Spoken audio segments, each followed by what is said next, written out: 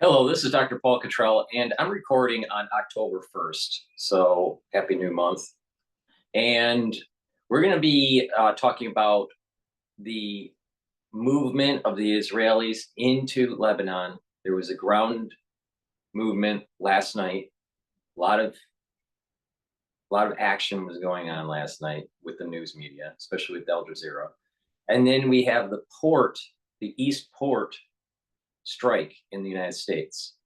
So I might be going back and forth depending on what is playing in the business on the business channels, especially with the port.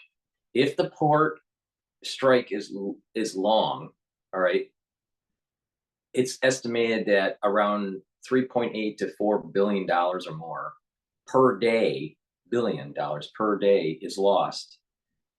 And if it's goes more than a week, you're going to start seeing elevated prices and shortages of certain goods that you would get at the store. All right. It's projected that this strike might last 2 or 3 weeks. If it gets to 3 weeks, some of the talking heads think that the federal government will go in and stop the strike. The federal government has the power to do that for this particular situation. But Biden said that he was not going to intervene because he believes in collective bargaining. Well, 2 weeks gets us into mid-October. 3 or 4 weeks, that's right up to election. So this might be a potential October surprise. Maybe not. We'll see. But it's probably, if it lasts longer than a week or two, especially 2 weeks, that you're going to see elevated prices at the store, and you're going to find some foodstuffs, and some other items that you may purchase at the retail level that aren't going to be available or will be in short supply. So just keep that in mind. So I want to go to Bloomberg and talk and listen to what's going on with the dock workers in strike. I think we're at a point in the cycle we're going to find out if rate cuts stop the labor market from weakening. And so the Fed certainly cut 50 basis points because they're concerned about the labor market. And it's kind of ironic that soft landing hopes have increased when the labor market is actually weakening more. Typically, the labor market is the last to go, and that's where the risks are right now. I suppose if you think about that against an economy that's wobbling just a bit, has the port strikes that maybe are out there, plus investors that are highly optimistic in stocks and elevated valuations, we think there's just a bit of caution that is needed from investors in the future. So, Brent, you guys have been, I think, on the more cautious side of late. We do have a Fed that is cutting rates here. To the extent you still need to be in this market, where do you feel most comfortable? Maybe given some of the valuation concerns. All right. So now they switched to the Fed. That's another thing that we need to think about. The Federal Reserve is lowering rates, which would be stimulatory. Now, if you have goods and services declining because of strike, and you're inflating the economy, you might actually increase the inflation of the short supply of goods and services. So there may be a dynamic here, short-lived, but maybe a dynamic here that you're going to see elevated prices at your stores. We'll see. But if they go back to the dock workers, then we'll play. Daggett, I believe, is the one that's running the strike. All right, now before we go to Fox and talk about what was going on in Israel, because we're going to be going back and forth between economics and the Israeli war with Hezbollah. Before we go to Fox about that, please make sure you subscribe to all my channels. I have 4 channels on YouTube. I have Brighteon, Bitchute, and Rumble. Please make sure you subscribe, all right? Recently, I received a strike on one of my smaller channels on YouTube about Taiwan, the Taiwan Strait. That it's really important to pay attention to that video, all right? It's episode 72, Gen Zero, episode 72. Talks about Mayor Adams, and then I talk about what was going on with the Taiwan Strait. And what's interesting here, and I'll just do a summation, but please watch episode 72 on Rumble, Bitchute, and Brighteon. On September 25th, in Asia time zone, at 6 a.m., which would have been September 24th, 6 p.m. New York time, Japan had one of their naval ships go through the Taiwan Strait with, I believe it was South Korea and Australia, maybe even Germany. I'm not sure about that, but there was a series of ships that went through the Taiwan Strait and upset the Chinese. This happened over a 10-hour time frame. So it starts at 6 a.m. and goes on. So this is happening on September 24th, US time, New York. Okay. Now, why is this important? I stated a few months ago that August 24th, 2024 and September 24th, 2024 are important inflection points. August 24 was when airstrikes were taking place by Israel onto Lebanon to start striking Hezbollah. All right. There was an important moment during that time period. There was an inflection point that led to the pagers and that led to all these other things that were starting. That was an important inflection point of August 24th, 2024. Why was that? How did I come up with that date? You take 322 days from October 7th, 2023, you get to August 24th, 2024. So with that, that was an inflection point date. Then I said that I had this feeling, just a strange feeling, that September 24th, 2024 was going to be another inflection point, but I wasn't sure why. But I had some different feelings about it. The feelings that I had were blue, the color blue, kind of like a light color blue, UN, radiological, the feeling of radiation or radiological. I had the feeling of New York and 9/11. All right, and I didn't understand at that moment in time. For those few months, I didn't understand what this meant. Okay, and then August 24th happens, and like in the news, it didn't show up, and I was like, I don't know what was it. And then I was wondering, maybe it was the General Assembly speeches by King Abdullah, where he had kind of a lot of rhetoric against Israel, because of the Palestinian conflict. Now you got to remember, King Abdullah from Jordan doesn't want to take the Palestinians in, and so he's more concerned about his own borders and his own country, not so much really the plight of the Palestinians. And I was wondering, well, maybe that's it, and that there was going to be a larger conflict that involved also Jordan, which still is in the cards here. But but I wasn't sure. It kind of fit where it was blue, the UN. It was in New York. It was on August 24th, but it didn't have that radiological feel. But I was like stretching and thinking, well, maybe it's tied to Iran, and there's radiological development. There's nuclear development in Iran. Maybe that's it. So I just kind of like said, maybe that's it, and I was basically getting ready to go to bed. It's near the end of the day. It's late at night. It's like 11:30, 12 o'clock at night on August 24th, 2024. So it's right before midnight, and I get a news announcement that there was an event that took place in Asia. All right, on September 25th, their time. All right, which is our time, and it took place September 24th at 6 p.m. New York time. So I missed it. It wasn't in the US news. it was in Asian news. Okay, so the event that I was sensing for September 24, 2024 is the Japanese and the other countries moving through the Taiwan Strait at 6 a.m. September 25th, 2024, which was September 24th, 2024 at 6 p.m. New York time. All right, it wasn't in the mainstream media. Now, in U.S. Okay, that there's an important feature here.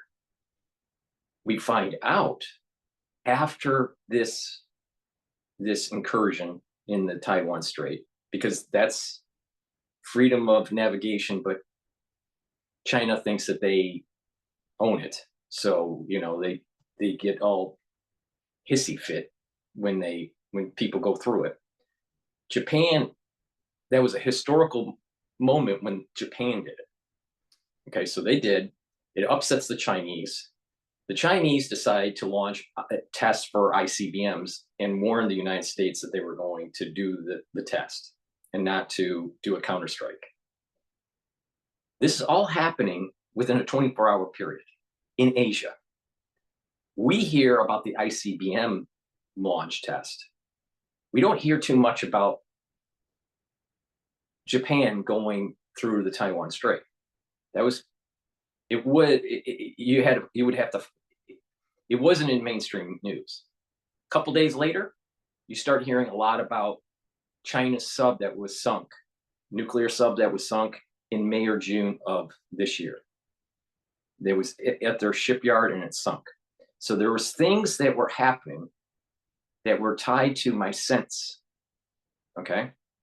You had September 2024, which was New York time, because I kept on thinking New York. All right. It happened during the UN assembly. Blue is the water. Radiological are two things. Japan, obviously, because of Fukushima and Nagasaki and Hiroshima. So there's a nation of radiation, right? But also the nuclear sub that was sunk.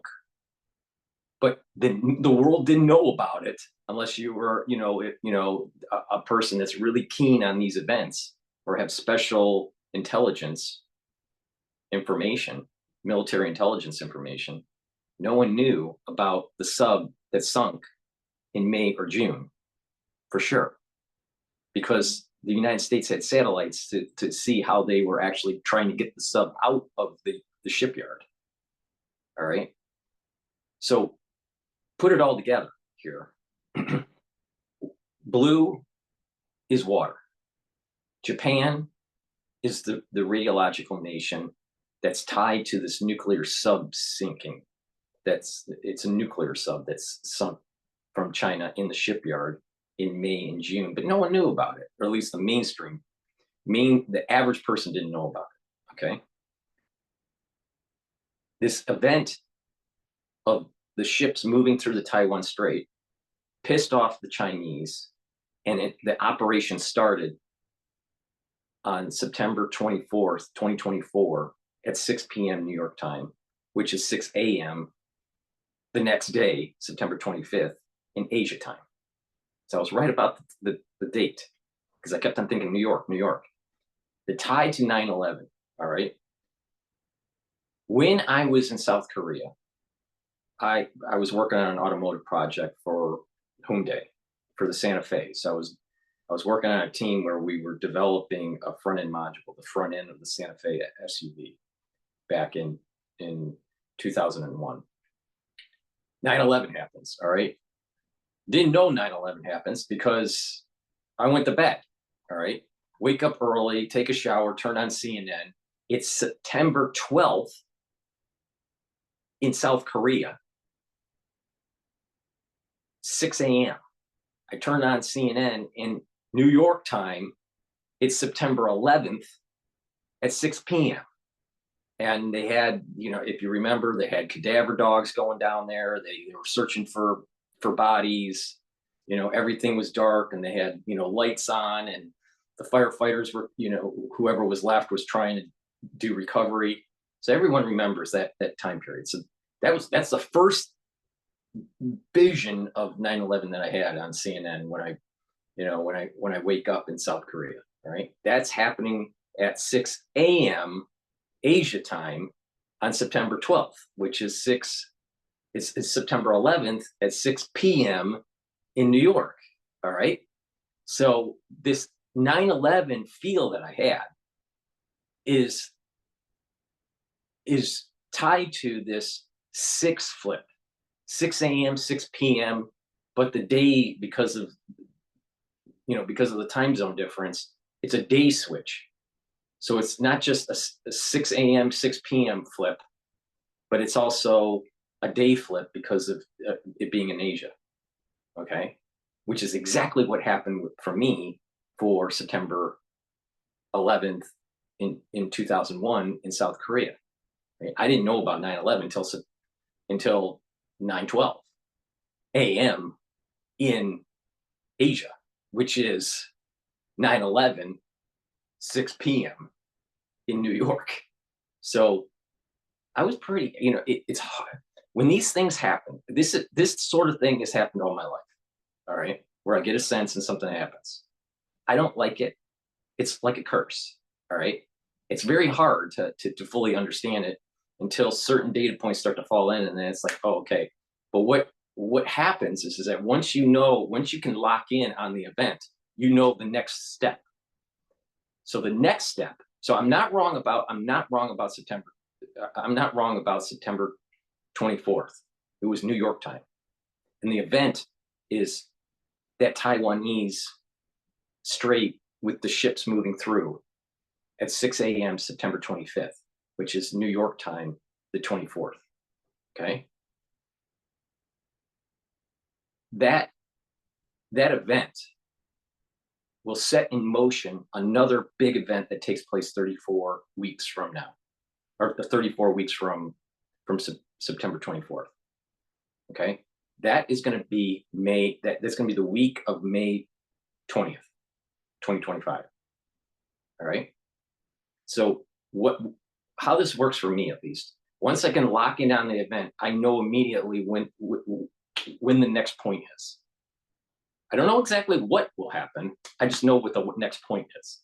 Just like I knew September, I knew August 24th, 2024 was something that was important. When that happened, then I knew that the next really key date is September 24th. All right. And I told you how I got to August. It was just 332 days from October 7th. All right. So the next key, it doesn't mean that there aren't going to be key dates before, but another key point that I'm concerned about is the week of May 20th, 2025. Don't know what, but I do know it's that week. We'll see what happens. But sitting back and actually thinking this through, and it's amazing how accurate the feeling I had was. But as I was going through September 24th, I couldn't find it. Where was it? I was even struggling. I knew right away with August 24th, bam, when that launch happened, it was very easy to find. It was all over the news. But this Taiwan Strait thing was in Asian news, but it wasn't in the mainstream US news. We were too focused on Trump and Harris and all this stuff. All right. So I'm concerned. You should be concerned. The week of May 20th, 2025. Why? I have no idea. I don't sense a color. I don't sense radiation. I don't have any other thing other than the only sense that I have. It has something to do with the week of. All right. So with that said, please make sure you follow and watch episode 72. But that's the evolution of this process. Okay. All right. So my new focus is May 20th, 2025, because it's 34 weeks from September 24th. Now, is it tied to Asia? I think so. It doesn't necessarily have to be. It may be something that is emerging with Israel. All right. Or, maybe our involvement with the Middle East and Asia, maybe it's somehow tied together, but I don't know. My gut feeling is it's, these things that I've been sensing, it's been focused on the Asian theater, but we'll see. We'll see. But because August 24th and September 24th were tied together and they were two different events, one was the August 24th was a Middle Eastern event, while September 24th was a Asian event. Perhaps this 34-week worry that I have in May of 2025, they're tied together, but I don't know. That's just how it works. I just don't know. Right? So with that said, please go to my store, the-studio-reykjavik.com, and try out my different products that I have if you haven't already. You can purchase the products individually, or you can purchase them in anti-aging boxes that I've curated. The first box, the anti-aging box that I want to go over, is the beginner's box, the anti-aging beginner's box. You get the structural nano silver, 35 ppms. You just take a teaspoon of it a day, swish it in your mouth, gargle 20 seconds or so, swallow it. You'll neutralize pathogens, maintain the mucosal barrier, boost up your immune system. You get your choice of C60 in extra virgin olive oil, MCT coconut oil, or avocado oil in a 2 ounce. Take a teaspoon of it a day. It soaks up free radicals. This is very potent antioxidant. And you get vitamin D3. Vitamin D3 is important to absorb calcium. It's a gene expression cofactor, and it helps to get cells to go into apoptosis. So that's the beginner's box. And throughout the recording, I'll talk about the other products that I offer in anti-aging boxes. But you can buy these products individually too, if that's what you would prefer. It's up to you. But I think it's important to tell the audience that I do have these anti-aging boxes, that if you buy an anti-aging box, you do get a reduction in the cost of the goods that are in the box. So buying it in a bundle, an anti-aging box, does help. So please go to my store, the-studio-reykjavik.com. The link is in the description of this video. Now let's go to Fox News. We're going to talk about this widening war with trade. Trey now. Trey, welcome. Thank you, Brian. Thanks for having me. First off, where are you? Are you stateside or are you still over? Right now I'm in the Middle East, and I'll leave it at that. We'll have more tomorrow, but we're in the field and sort of gathering information as it relates to this developing story. What looks like, according to reports, is going to be a ground invasion of Lebanon. They have tunnels too. They're heavily tunneled, is like Gaza. Yes, they do. And actually, back in 2019, my cameraman and I, David Gamliel, we went into these tunnels and we saw how big they are. And I've been in the tunnels underneath Gaza. The tunnels they have in Lebanon are actually larger. They are able to use more advanced equipment to dig them, and that's part of what the Israelis are trying to make sure that they don't get caught in ambushes that they saw in Gaza, but on a larger scale. How much damage is done to that organization, Trey? I personally never thought something like this could happen. You can not only killing Nasrallah, but 30 higher ups, 30 leaders, as well as thousands injured in the pager walkie-talkie blasts. I mean, it's remarkable. When you think back a year ago, this was the fear for the Israelis, that there would be a large ground operation into southern Lebanon and that they would face it. Yeah. It's not amazing. It was predicted, talking about prediction, the Ribby predicted this in the 60s, the 70s, and the 80s. Netanyahu met the Ribby in 1980s. And the Ribby told Netanyahu, do not pay attention to the international community, move forward and do not be fearful and do not have hubris. And you will expand the territory into Lebanon. The international community put pressure on Israel and they backtracked. And Netanyahu and the Knesset and the Israeli IDF didn't listen to the Ribby. And the Ribby warned them what would happen.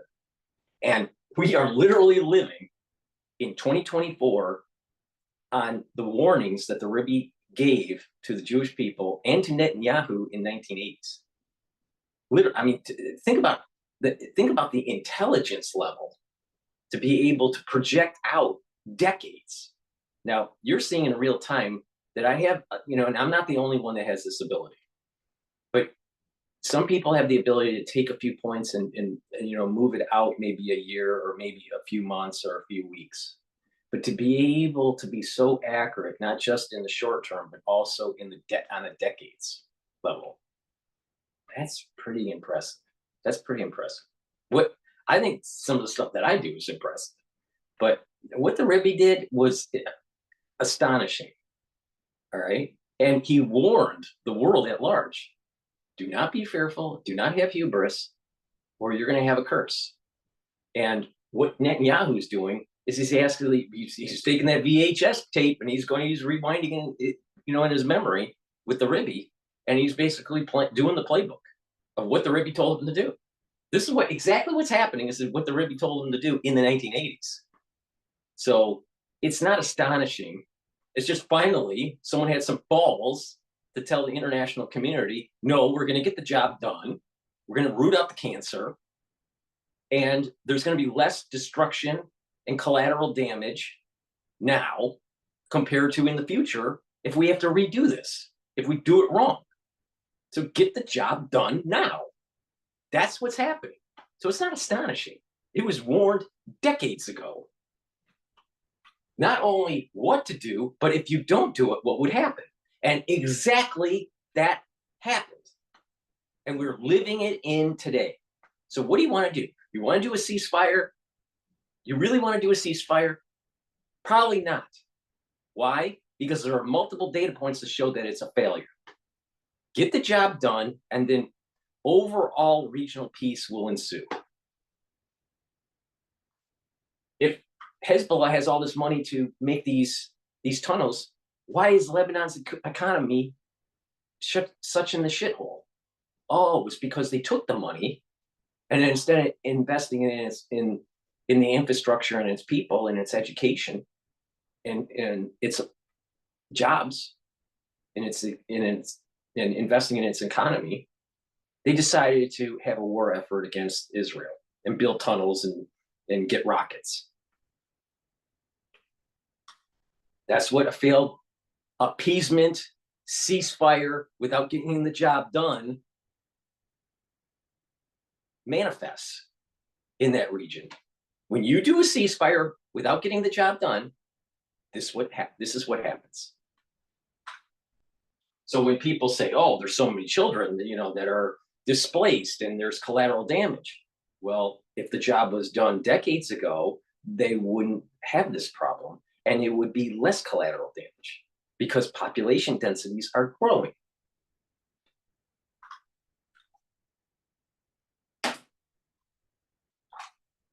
A lot of heavy fire and rocket fire at the same time that would overwhelm Israeli cities. The Israelis have minimized both of those threats by conducting these operations over the past several weeks, because when we talked before about the concept of war with Hezbollah and Lebanon, they were made out to be this organization that was almost unbeatable, that would overwhelm Israeli air defense, there'd be blackouts, we were told, across Israel, hundreds of civilians would die, and the Israelis hit them hard over the past year since they got involved in the war on October 8th. But just over the past weekend, I mean, killing Hassan Nasrallah, the leader of Iran's largest proxy in the Middle East, taking out, according to reports, the vast majority of the rocket and missile launching capabilities above ground. And so it's very significant what the Israelis have done.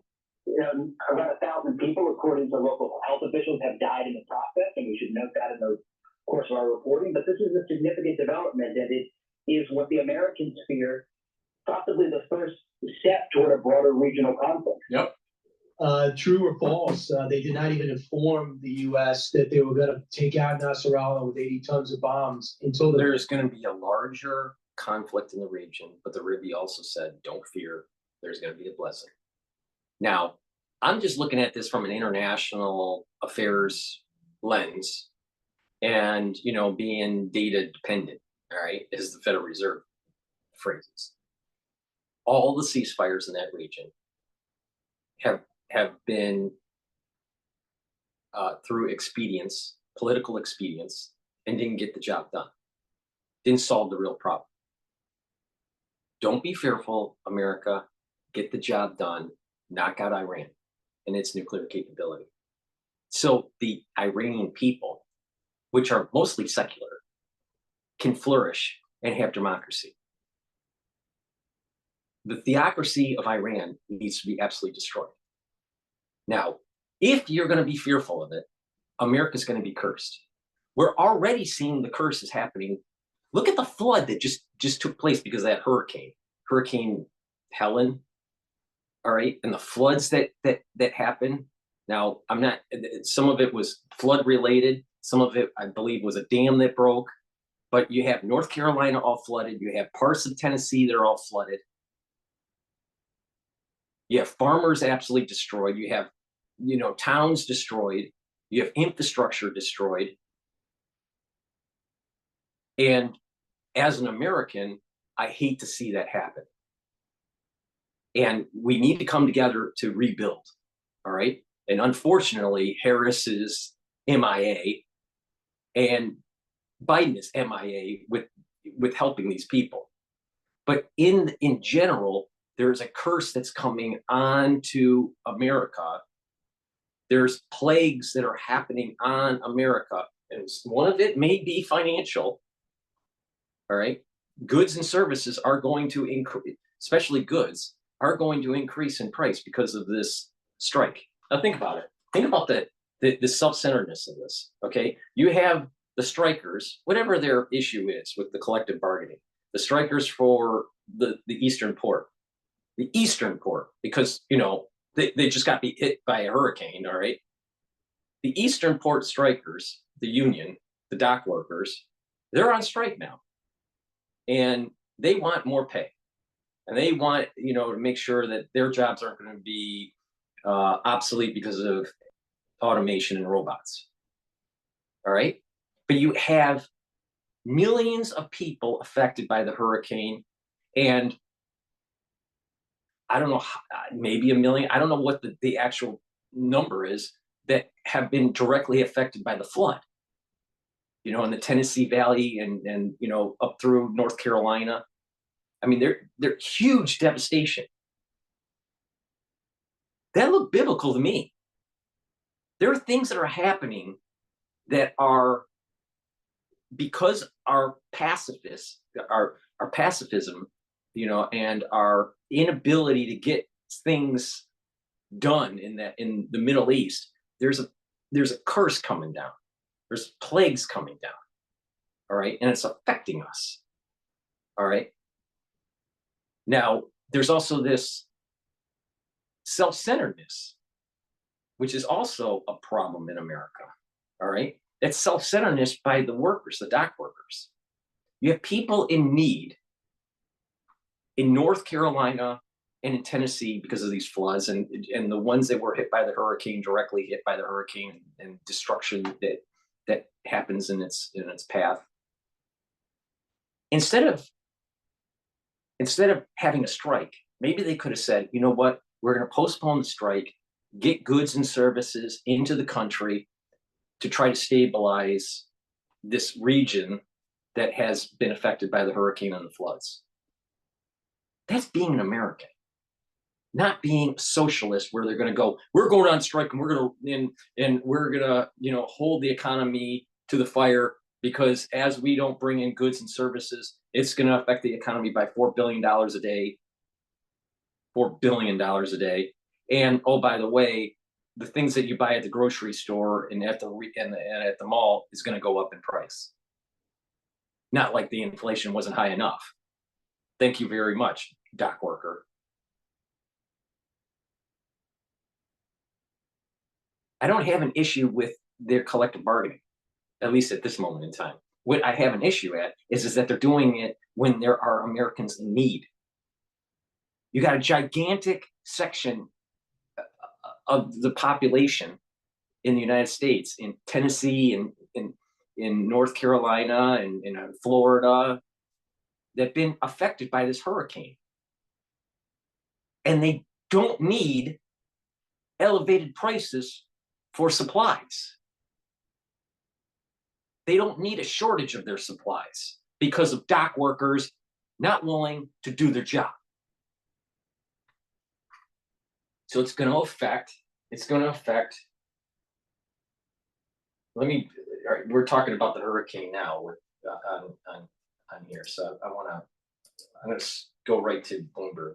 Says Helene was a wind machine as well as rain producer and storm surge producer.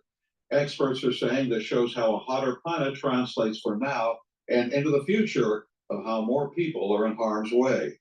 Ed Baxter, Bloomberg Radio. The vice presidential debate will take place tonight between J.D. Vance and Tim Walz. I don't really care about the vice president debate. All right, so, but the point here is that the dock workers should have postponed the strike. All right, instead of hurting people that are in need because they have been hit by this hurricane. So there's a self-centeredness by the dock workers that I find appalling. You know, but that's the world we live in, and there's another curse that's coming down on America. Not only were we not willing to help Israel and move the ball forward quicker because we were worried about all this political, you know, the political perception in the international community and all this stuff, and afraid to get things done. I mean, literally, Israel bombed Yemen and the Houthis because they were a military threat. The United States couldn't do it. Now, why?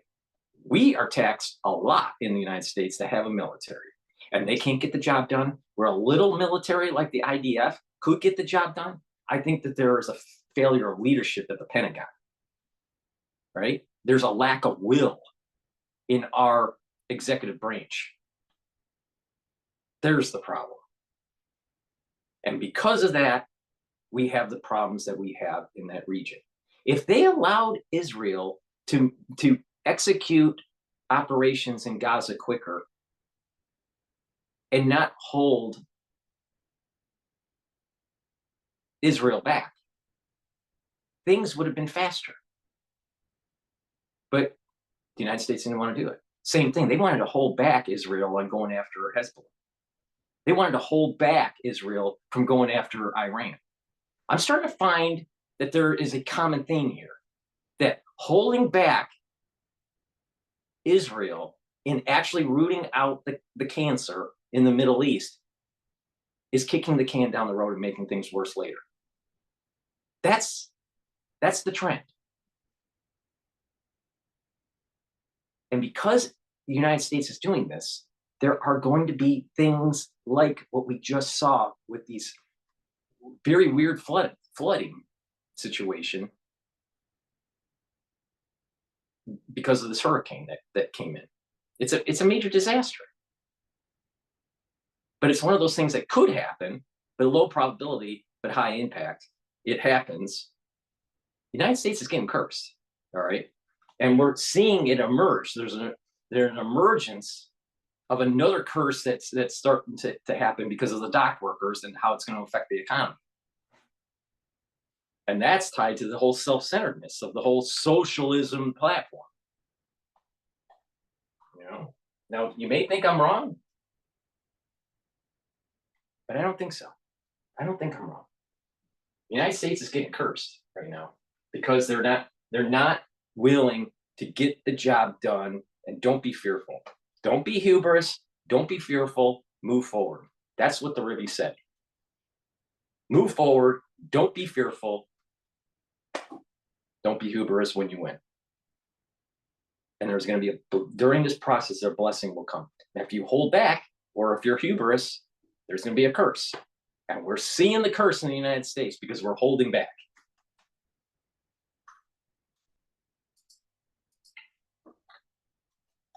These are in the air. Yeah, we can confirm that, and it's pretty remarkable, and it gives you a sense of the fact that there is quite a bit of trust between the Israelis and the Americans. All right. Also, I mean, today is crazy because I can't even.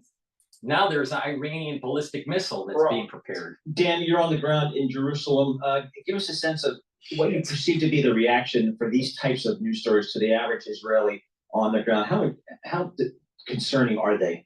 Direct military attack from Yeah, Iran they're actually against coming Israel down will from carry 11 borders severe of consequences From Jerusalem, for Iran, we were U.S. being official briefed by says. the IDF on their entry, a large-scale incursion into the Lebanese. The Ribby said this was going to happen. That the Home Front Command, the wing of the Israeli military, is responsible for securing civilians against attacks and natural disasters, and suddenly issued a nationwide. Netanyahu has asked the population. And some audio challenges. there. Some audio challenges there. Ken, see what we can do to get Dan and Williams back. Our global technical director will work on that, which is what you get into the satellite technology. We wouldn't have to this get to problem the Lebanese. if we One knocked thing I out think that's so Iran interesting here is, of in the course, Clinton's what we, administration. see, In from the United States. Again, the headline here is simple: Iran preparing Iran preparing ballistic missile attack against Israel. Yeah, that's going to really, end up really well. But the thing is, this wouldn't happen if the United States actually got the job done during the incursion in the Middle East after 9/11. Couldn't get it done. No, we couldn't do that. No. Hold back Israel in 2006. Couldn't do it right then either. I'm telling you, we keep on kicking the can down the road and it's going to get a hell of a lot worse. Now, they're preparing ballistic missiles. Just imagine if it was radiologic. What if they had nuclear capability? If they don't yet, at least we don't think they do.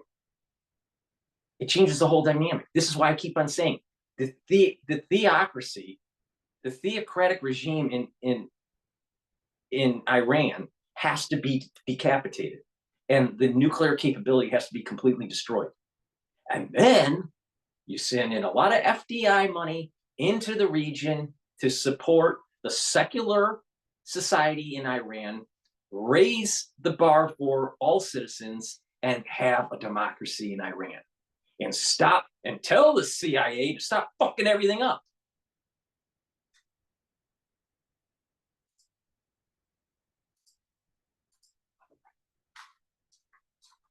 Attacks, of course, but now widening the scope here, going into Lebanon. We've had some limited incursions into southern Lebanon. It seems like this is a leader that really wants to once and for all try to settle as many scores and set a new level in that part of the world. And it's not something he's getting necessarily full support from the U.S. Is he? He is an increasingly isolated figure on the world stage. He was here in New York a couple of days ago to address the UN General Assembly. It was unclear if that speech was actually going to happen. It kept getting postponed as a result of what's been happening in the region. So after the attack, that infamous attack that we saw in pagers and other electronic devices in Lebanon, he remained in Israel, did make it to New York, and gave a kind of characteristically defiant speech. But he has widened the scope of this war dramatically since about a year ago. We're approaching the 1-year anniversary of October 7th, that horrendous attack. And this is now a front that he is really pursuing with great ardor. David Gura, Mick Kruger over at CNN summarizes the mood that I wanted to hear from Dan Williams. We're sorry for that technical loss in Israel that happens when you're out in the middle of nowhere on the Lebanon border. Netanyahu writes, wave of euphoria over assassinations as his political fortunes turn around. What reporting, what summation have you seen of the new Netanyahu after the weekend's events? Well, Hezbollah is a terrorist group as designated by the United States, and even in comments that we've got from Secretary of State Antony Blinken, there has been a recognition of the fact that Hassan Nasrallah was someone that no one had much affection for in the Western world. So Prime Minister Benjamin Netanyahu is getting plaudits for the killing of the leader of Hezbollah, leader for many decades.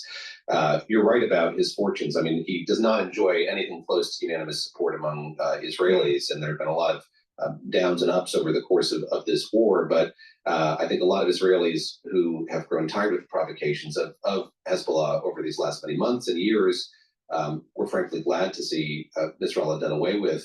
And as this incursion has taken place overnight, see it as a sign of Israel kind of pushing back on a group that's been a real menace to it for many years, of course. And there are people, Dan Williams, I spoke with a little earlier today myself, notes that border is very thin and people live hundreds of feet from each other on either side. So there is ready conflict, if not.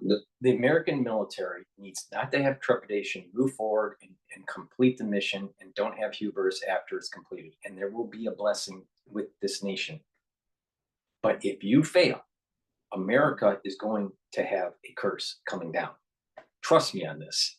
Trust me on it. This is all happening right before Rosh Hashanah, where it is determined between the 10 days between Rosh Hashanah and Yom Kippur, what's going to happen in your life.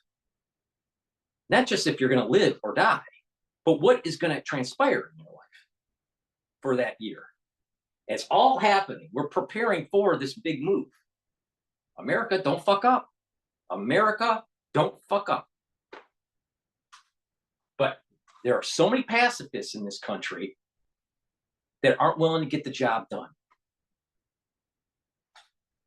Don't be surprised that something bad happens to you when you don't get the job done.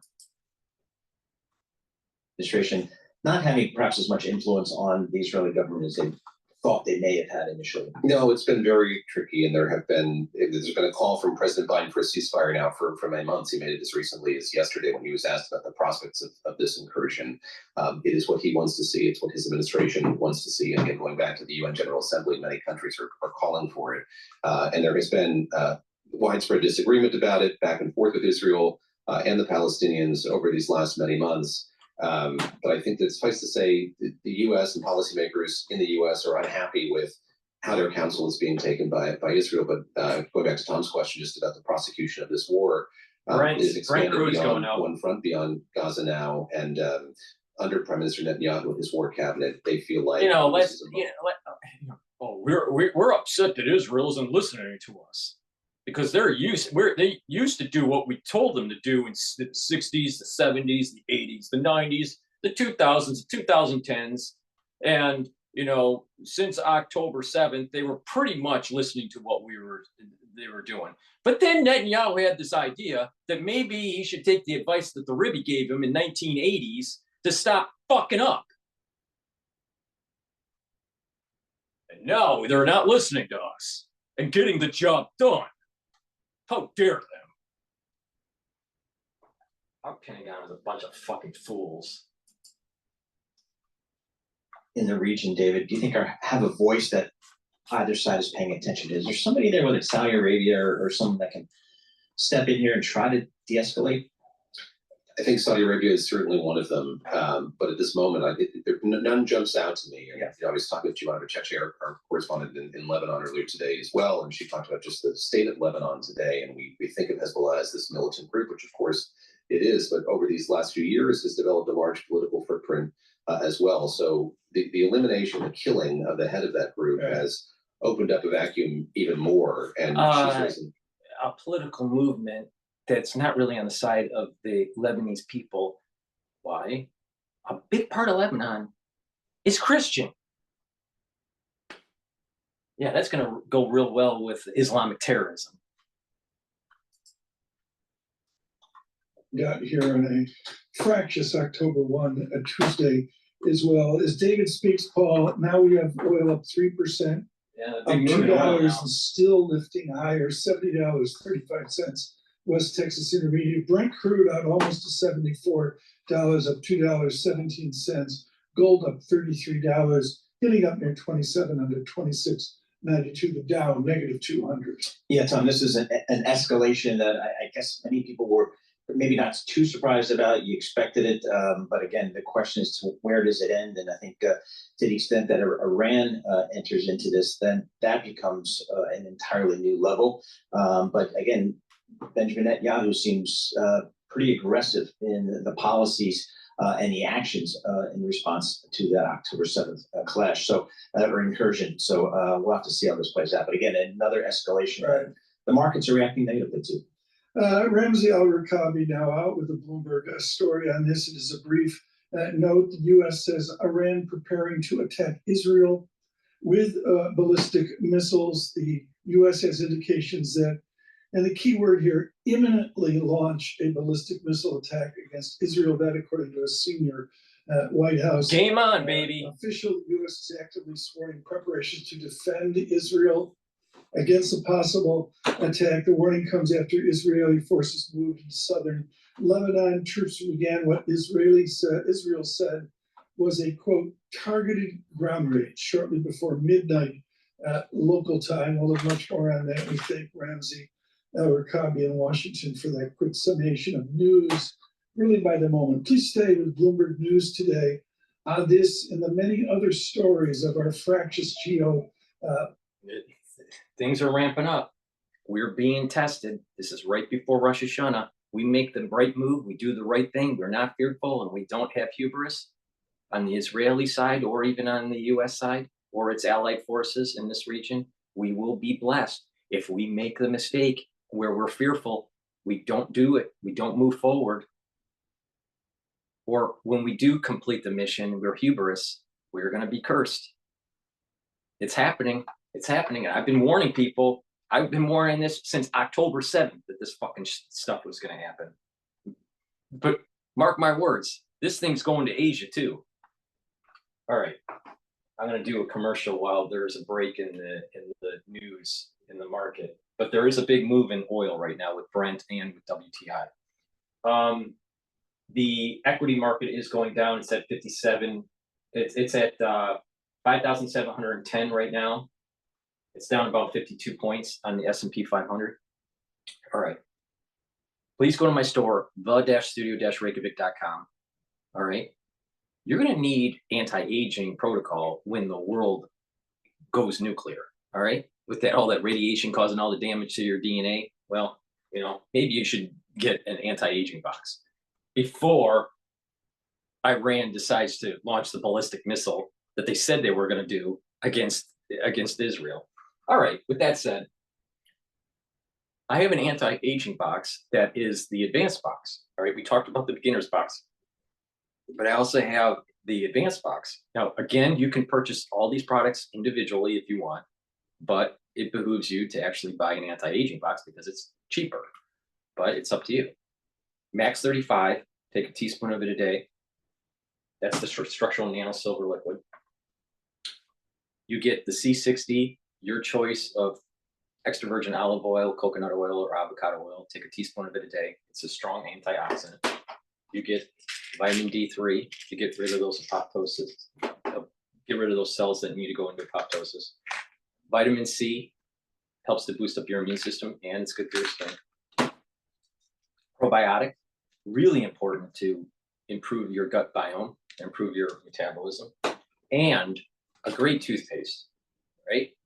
This whitens your teeth, freshens your breath, has no fluoride in it, has structural nanosilver, it'll neutralize pathogens, and it'll help to maintain a good gum line and reduce that inflammation. With good oral hygiene, you can reduce cardiovascular disease and valvular disease. Bad oral hygiene could increase cardiovascular disease and valvular disease. You don't want that. You don't want stenosis of your valves. You don't want calcification of your valves. You're going to have a problem when you do. Please go to my store, the-studio-reykjavik.com, and get the advanced anti-aging box that I offer. Again, you can purchase the products individually if you would prefer to do that. All right, let's go back to Trey. Before we get interrupted by business things. Today is a unique day. Ceasefire from President Biden and other top American officials are so real that they could actually get in the way of Israeli operations. And that's part of the reason that the Israelis are very careful about what and when they share information. Houston Cotton cut 4. Over the last 4 years, they've given away tens of billions of dollars in sanctions relief. They've looked the other way as Iran violates sanctions. They continually put more pressure on Israel than they put on Iran's terrorist proxy. That's why Kamala Harris is the Ayatollah's handpicked candidate, and why the Ayatollahs are hacking into Donald Trump's campaign and trying to kill him. So there's some stuff that you can't comment on because it's politics, but is that the perception that many Israelis have? Yeah, absolutely. And look, the Israelis have been living this conflict for the past year. It started on October 7th with the massacre that Hamas conducted against southern Israel. And now it has expanded to multi-front. I mean, there are rockets not just coming anymore from Gaza. I mean, much of that rocket fire has stopped. Now there's still rocket fire coming from Lebanon. Over the past week, there have been 2 ballistic missile attacks on Israel, and those are coming from the Iran-backed Houthis in Yemen. There are proxy groups in places like Iraq and Syria that are backed by Iran, these Shia militias that are still able to target Israel. And so it's a real 7-front war for the Israelis, and their focus is on continuing this conflict. U.S. ISM manufacturing price index falls by most since May 2023. Now you get the port strike, it's going to raise prices. You have manufacturing index going down. You have these, so you're going to have inflation pressure. You're going to have a slowing down of the economy.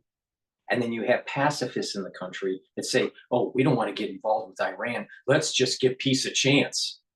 Curse is coming. Curse is coming. Don't think that you're, some sort of logical rationale for, liberalism is not going to be somehow perturbated by my metaphysics. I'm pretty accurate. I think it's time for people to pay attention to what I have to say, and actually listen and actually do what I'm saying, because I'm really accurate. But, ballistic missiles are being armed in Iran. Thank you very much, Biden administration. Thank you very much, Obama administration.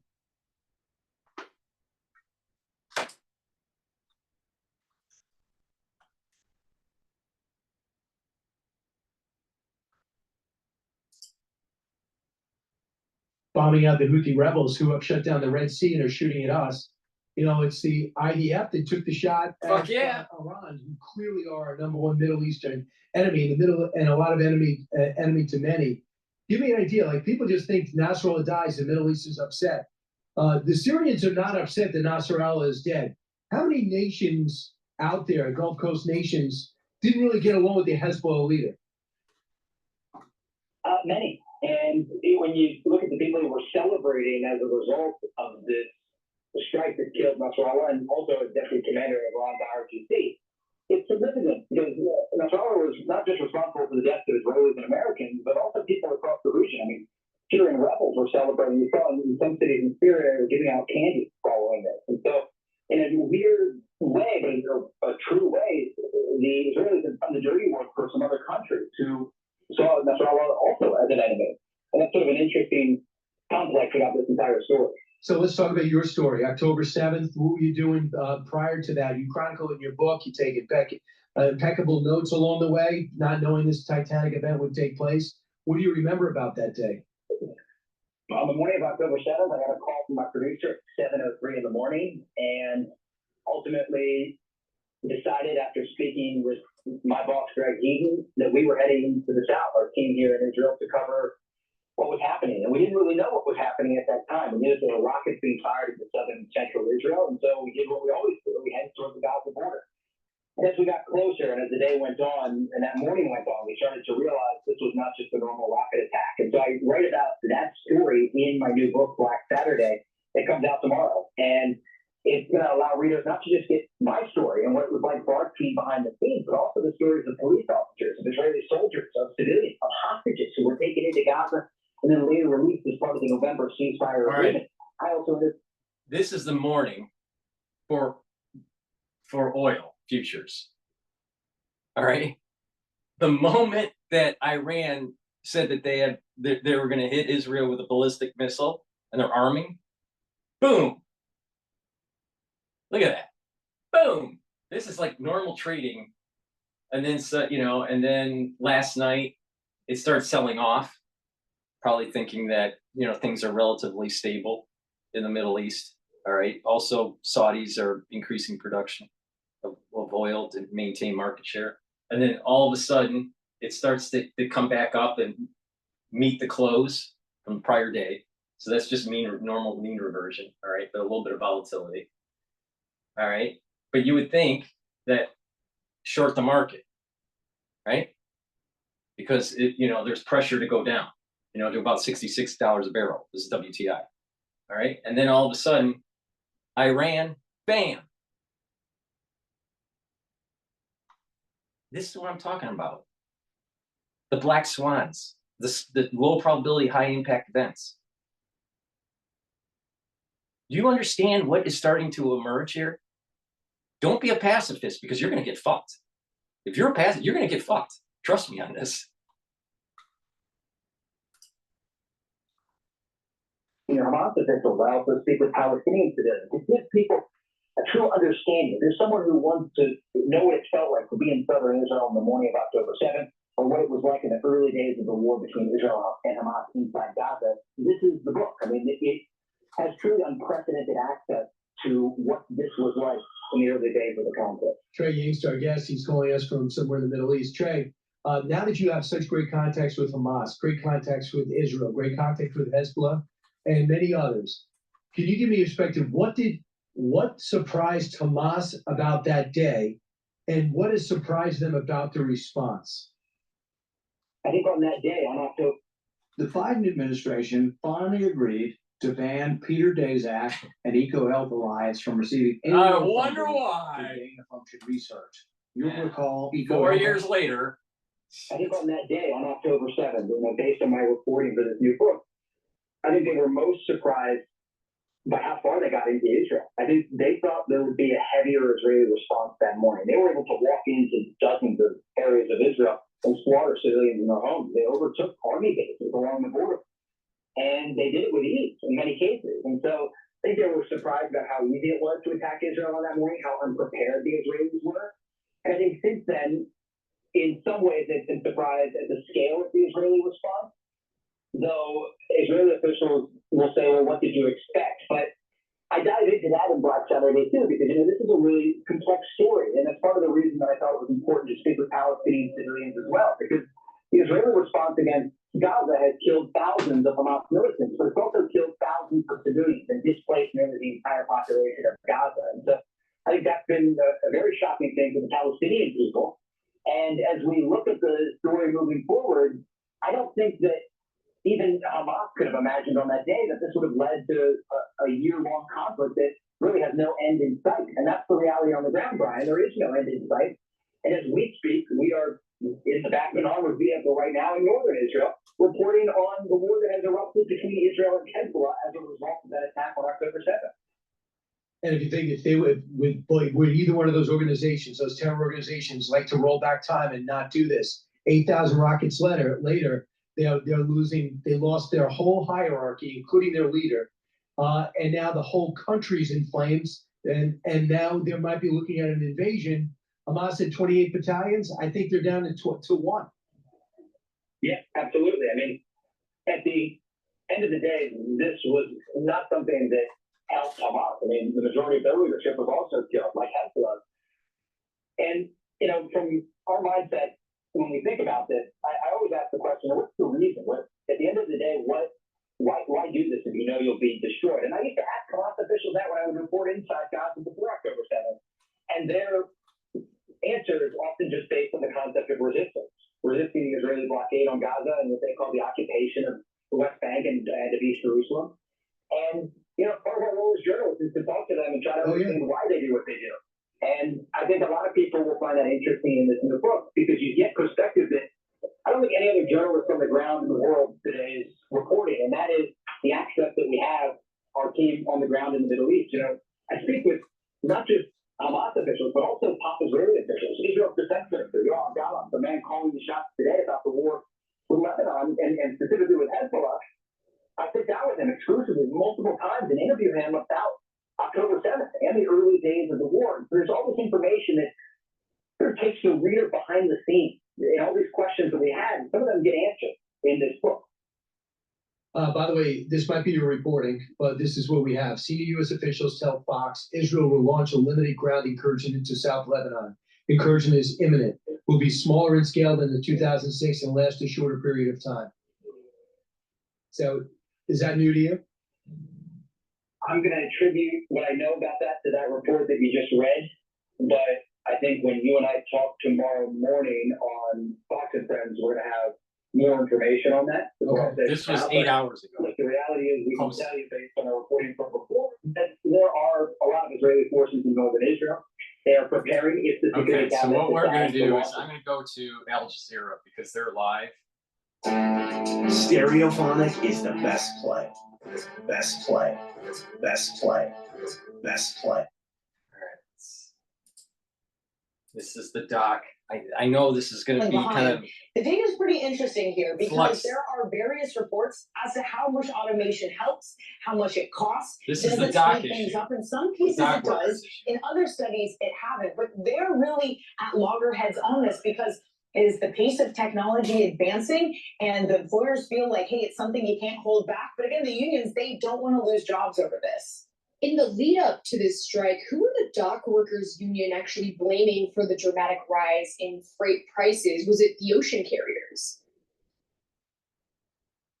It's 100% the ocean carriers, Jess. They've been using extremely strong language, calling them greedy, saying that they've been jacking up prices. And to be fair, throughout this strike, they have been, because it is not many companies that run the ocean carriers. It's only a few, so they do have the power to lift prices higher. Heading into the strike, they were lifting them some 20%, and it is something that people have to pay because they don't have a lot of other options. Their profits actually increase in periods like this. The dock workers, for their part, said that the administration agreed with them, that there were greediness on the ocean carriers. But this is how things work. If you are a business and all of a sudden you need to raise labor costs by 50 to 70%, like being proposed here, you would be in trouble. That is not the case because there are not a lot of companies. If they raise prices, they'll basically be passed on to the ocean carriers, which get passed on to the manufacturers, which gets passed on to the consumers. There's a lot of pricing power in this business. And again, that does allow the dock workers here to squarely point the finger at them.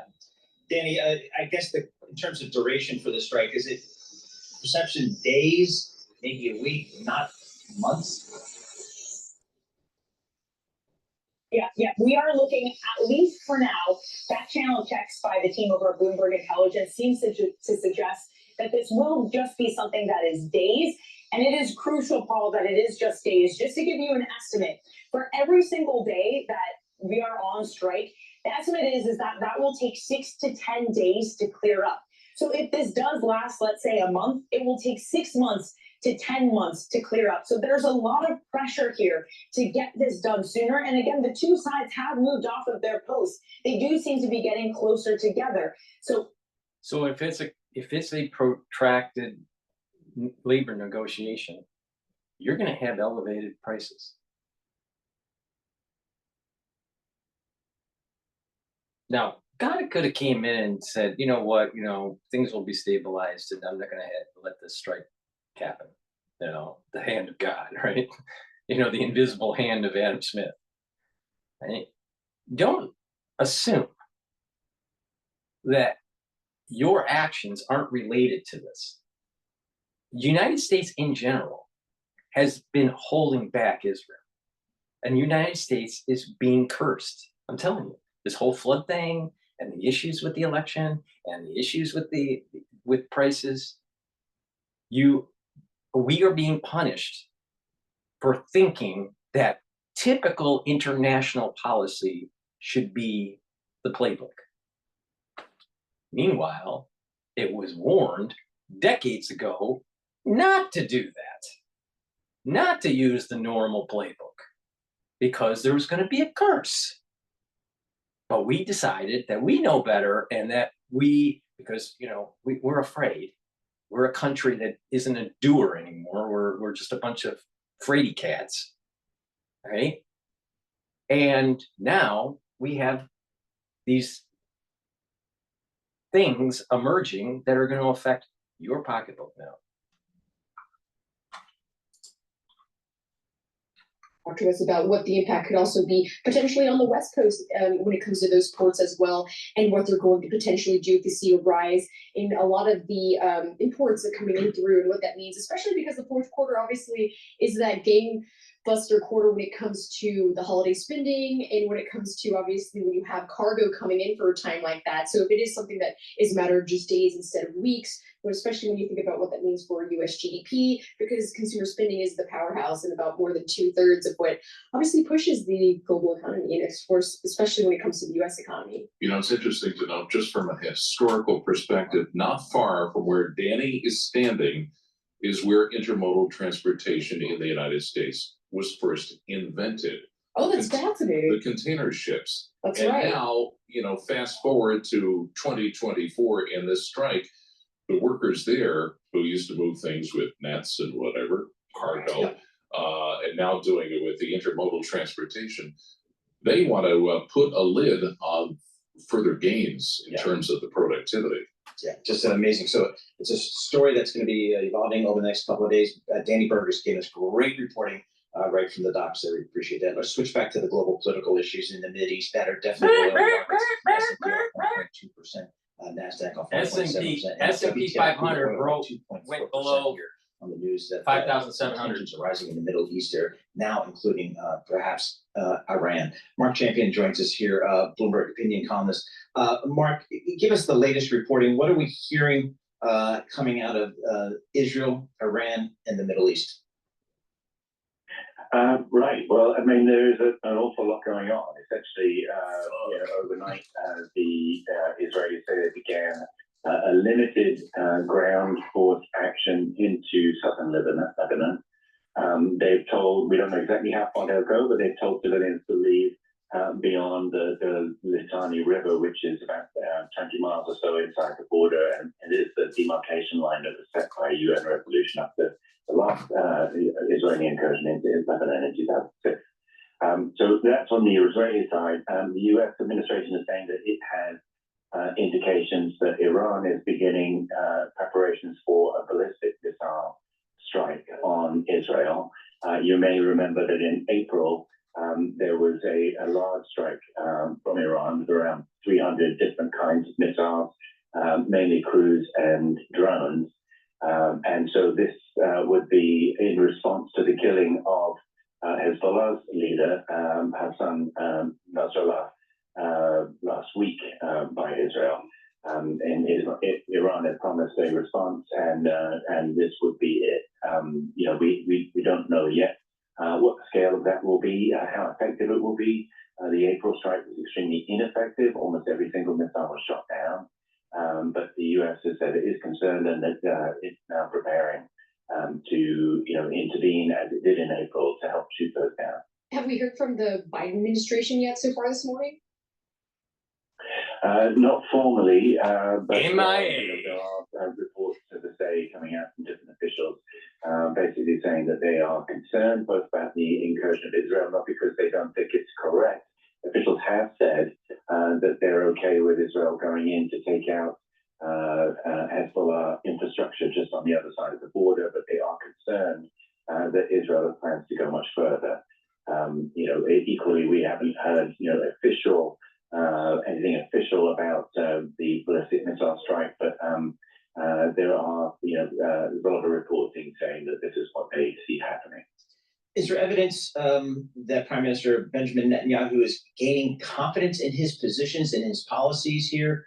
Because he's had some successes, certainly, over the last several days, particularly with the killing of the Hezbollah leader. What's the status of the Prime Minister and his support? No, very much so. And in fact, there's been a real sea change. You may remember that after the attack by Hamas on Israel in last October, there was a huge drop in support for Netanyahu and for his Likud party, because basically the government was seen as sharing responsibility not for the attack, but for the fact that it was able to succeed. And so it was a huge blow to Netanyahu at the time. There were a lot of calls for his resignation, for him to take responsibility, etc.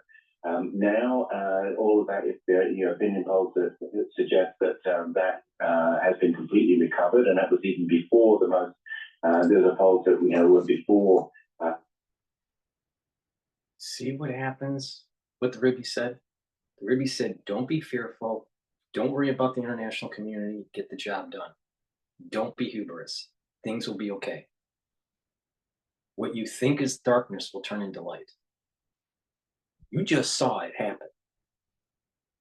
3 weeks ago, everyone was saying Israel wouldn't be able to do anything in Lebanon and that it would be a fiasco. It's still left to be determined, but it doesn't look like it's going in that direction. And that everyone was thinking that Netanyahu was going to be, some sort of Israeli pinata. It doesn't look like it's happening either. Maybe the Ribby was right. Oh, I think so. Oh, I think so. I'll tell you, don't be a pacifist in this case. In this case, this is something unique is happening. You're seeing you're seeing that region that there's a death that's happening in the region and a rebirth, and that rebirth is going to be a prosperity and peace. But it's going to be difficult as it's doing this switch. The assassination of Nasrallah, which was very, popular in Israel. Doesn't matter which side of the political divide you are. It's a very polarized country, but there's agreement that Hezbollah is an existential threat, poses an existential threat to Israel. These would be extremely popular. These dock workers want 61.5% raise increase. 61.5% raise increase. Crazy. This is what I'm talking about. This is the curse. This is the curse that's coming. You're going to be paying more at the grocery store.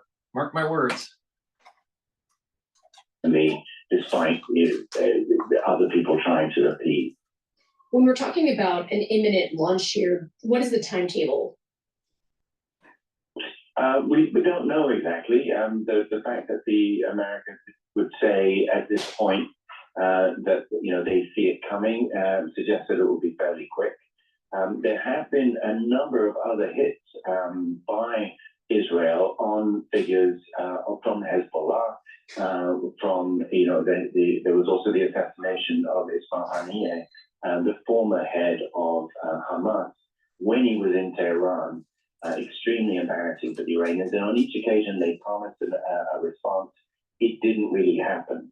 They seem to have been really quite chastened by the almost complete success in shooting down several hundred of their missiles in April, and they've done little since. That's understanding that what potentially could happen is a ballistic missile hits Tel Aviv. And that's where, remember I said there's curses and blessings that are happening on Israel because of this whole infighting between the conservative movement and the liberal movement. Tel Aviv is like New York. All right? Full liberals. There's a high probability that Tel Aviv gets hit. And that's the curse that comes on the liberal establishment for this appeasement and not getting the job done. Same thing. There's going to be a curse that happens in the financial sector. Well, where do you think the financial sector centroid is? It's New York City. I tell you, these liberals are there's a curse that's coming on these ultra liberals. Yields pulling back your 10-year treasury off about 7 basis points, 3.71% on the 10-year. WTI crude oil up almost 3% here to $70 per barrel. Brent up about 2.7%. Gold higher, up 1% to $2,663. So we're seeing some definite movement in the market. Let's check in with Vince Signorello, Bloomberg macro strategist. Vince, the market seems to be reacting pretty clearly here to, again, just seems to be yet one more level of escalation in the Mideast. Yeah, no, there's been major selling of risk assets across the board. We've seen gold go big, treasuries go big. Obviously, the equity market is getting tight. The trader just told me there's been some size put volume going through the S&P at around 5650. A hedge 5650. Interesting.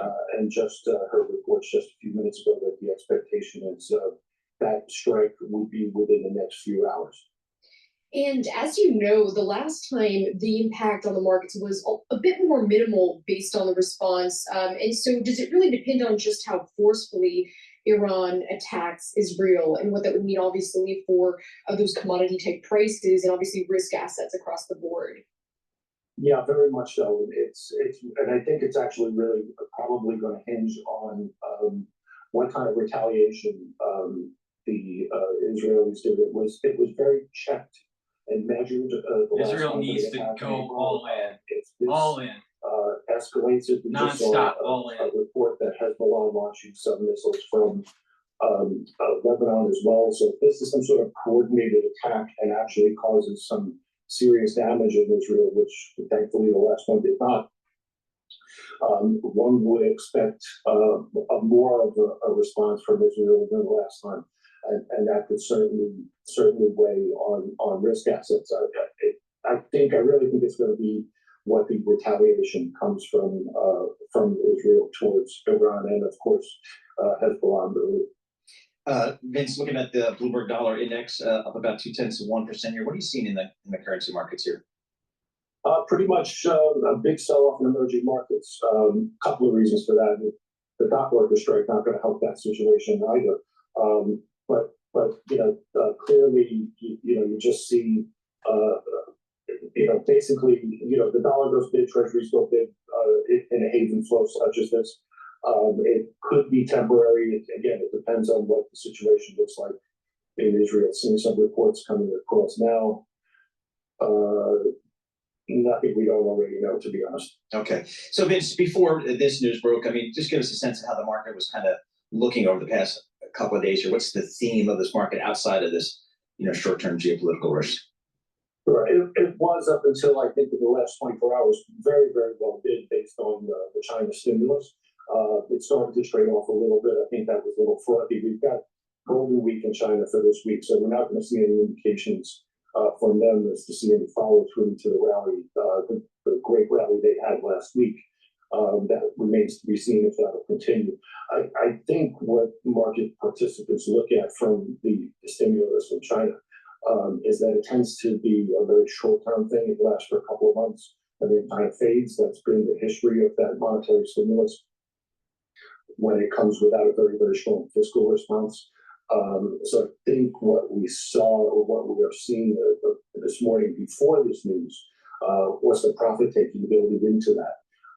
Going to be interesting, obviously, to see what the response is that follows if this attack actually happens. All right, Vince, thanks so much for joining us. Really appreciate it. As always, Vince Signorella, market strategist for Bloomberg News, giving us the kind of the traders' reaction, the reaction in the markets, and we do have a sell-off in risk assets here. Let's get the latest reporting directly from Israel. We're joined by Dan Williams, Bloomberg reporter in Israel. Dan, an escalation here apparently is about to occur here with Iran potentially targeting Israel. Can you give us the latest that you know on the ground in Israel? Well, preceding this announcement from the United States that a ballistic missile attack could be imminent from Iran, Israel put out a public notification from its military calling on citizens pretty much throughout the country to avoid assembling in public and to remain close to bomb shelters. So the public in Israel throughout the country is pretty much gripped by anticipation of some kind of escalation. Keep in mind that overnight, Israel sent ground forces on a significant incursion, a ground operation into southern Lebanon. This is a new development in the almost year-long war. So Israelis are pretty much braced on several fronts. And, Dan, I guess from your reporting and others, this is something that Israel's somewhat used to. I mean, as recently as April of last year. The time to take out Iran is now. What's the defense posture of Israel and its allies in the region for a potential attack? Israel's pretty much on the highest state of alert going on a year now since the October 7th attack by Hamas, which triggered this war. As you noted on April 14th, it was really the first test run for the Israeli air defense system with the assistance of foreign partners. Then Iran launched something like 300 projectiles, including ground-to-ground ballistic missiles, cruise missiles, drones, and the like. And the bulk of them were swatted away, shot down, mostly by Israeli air defenses. They had one system called Arrow that's even capable of shooting down a missile in space. The design really there is meant to ensure that a warhead, a non-conventional warhead, should one be used, would be safely dispersed well out of the atmosphere. Israel is ready for this, but obviously there are strains on the public. This has been an exhausting war. It's been obviously exhausting for Palestinians in Gaza and more recently for Lebanese. But the Israelis really are on a war footing now. They see this as the most consequential war since the War of Independence in 1948, the war of Israel's establishment and they're ready to see it through in the hope of changing the reality when it comes to Iran and Iran's militia proxies throughout the region. And when they knock out Iran, Hezbollah, and Hamas, the borders are going to increase in Israel. Trust me on this. And big changes are going to be happening in the West Bank. Well, there is ground fighting now. I should say, sorry, there's a ground incursion. The Israelis say the forces they sent in overnight to select areas of Lebanon along the border, basically just across the border into Lebanon, have not encountered significant opposition from Hezbollah. There is a sense of perhaps bemusement, perhaps confusion, perhaps suspicion on the part of the Israelis. They do believe that Hezbollah retains several thousand crack troops, called the Red One Force, that is potentially hiding, ready to mount ambushes on the troops, waiting potentially to launch an October 7th style attack on northern Israel. I think the Israelis now are looking to dislodge physically Hezbollah from the southern border, having already decapitated Hezbollah in terms of killing the leadership with a series of precision strikes over the last 2-3 weeks, and significantly degraded the missile, rocket, and drone arsenal of Hezbollah. But basically, this is now pretty much a two-front war when you include Gaza, with several other fronts with low signature fighting, for example, attacks from Yemen, attacks from Syria, attacks from Iraq, and of course, tension and often violence with Palestinians in the West Bank. So Israelis are in a state of a multi-front conflict. The end doesn't appear to be close, but it would appear this war still has public support, given that most Israelis believe they're facing an existential threat and that the struggle has to be seen through. Dan, outstanding reporting. Thank you very much for your time. That's Dan Williams, Bloomberg reporter, in the car coming from the Israeli-Palestinian territories, heading back to Jerusalem, getting some on-the-ground reporting there, what's happening. Again, the reporting coming out of Bloomberg is that the U.S. says Iran is preparing to attack Israel with ballistic missiles. That is certainly having an impact on the market. S&P 500 off 1%, the NASDAQ off 1.8%. Bonds higher, yields lower, 10-year yield down about 8 basis points, 3.7. Shit's gonna hit the fan. Let me talk about the anti-aging box, because the stress that you're gonna be incurring soon is gonna age you. So please go to my store, the-studio-reykjavik.com, and get the anti-aging deluxe box. In the anti-aging deluxe box, you get the Max 35, helps to neutralize pathogens and improve your immune system. C60, your choice of C60, 2 ounce, either extra virgin olive oil, MCT coconut oil, or avocado oil. C60 is a very strong antioxidant, soaks up free radicals and improves your mitochondrial health. You get more energy. D3 helps with gene expression. It's a gene expression cofactor, and it helps to get cells to go into apoptosis when they need to. Vitamin C helps to boost up your immune system and helps with your skin. Probiotic helps with digestion, helps with metabolism, and improves overall health. Your choice of deodorant, either in peppermint, lavender, and tea tree, or citrus. This deodorant is made from essential oils from the Himalayas. It's for males and females. It's also a product that will help to detoxify your body. Toothpaste. It's a structural nano silver toothpaste. And lastly, in the deluxe box, you get the resveratrol, which gets rid of senescent cells, and it's an antioxidant. Now, in the anti-aging super deluxe box, you get everything I just mentioned, but you also get turmeric, which brings down inflammation, ashwagandha, which helps to control blood glucose levels, helps to bring down cortisol levels, and it will bring down that inflammatory response. Omega-3, which helps with your lipid profile. It'll bring down LDL levels, increase your HDL levels, and it will prevent your red blood cells from sticking. That's a problem, especially in the post-2020 crisis. And vitamin B complex, which helps with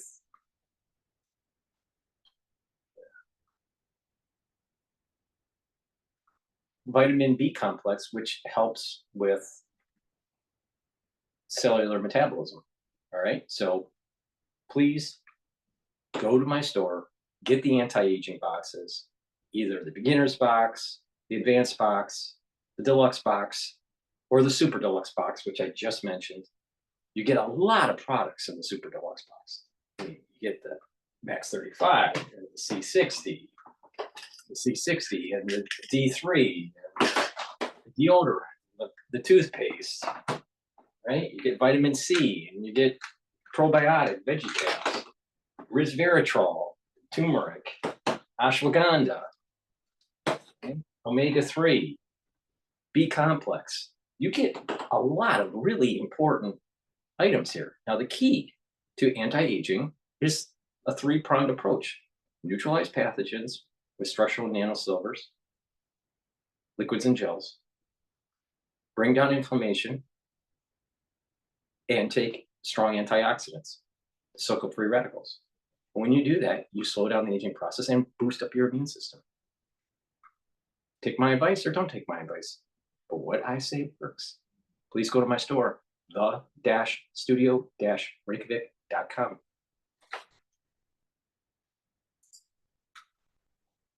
It's 10% on a one-year basis, on just this year basis, that gold is beating the S&P 500.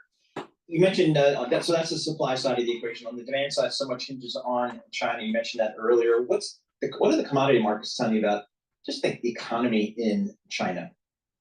Severe recessionary trajectory at the moment, man, Paul. I appreciate you going there. So on a one-year basis, you got gold up 45% and crude oil down 27%. That's not good. And right in between, we have copper. So to me, copper is the next indicator. I think it's going to drop, but that's a severe sign of more. It's normal reversion. Crude oil just got way too expensive, but it's a sign that we're not getting that organic demand. And there's also, we're replacing it with technology. But on a global basis, commodities are, in this point out, a severe recession. And there's one key missing link. To solidify that and kind of legitimize it would be if the U.S. stock market just backed up a little bit and up, let's see, 36% on a one-year basis. If you give back 10% of that, it doesn't mean anything except for those people who are way long and not expecting it.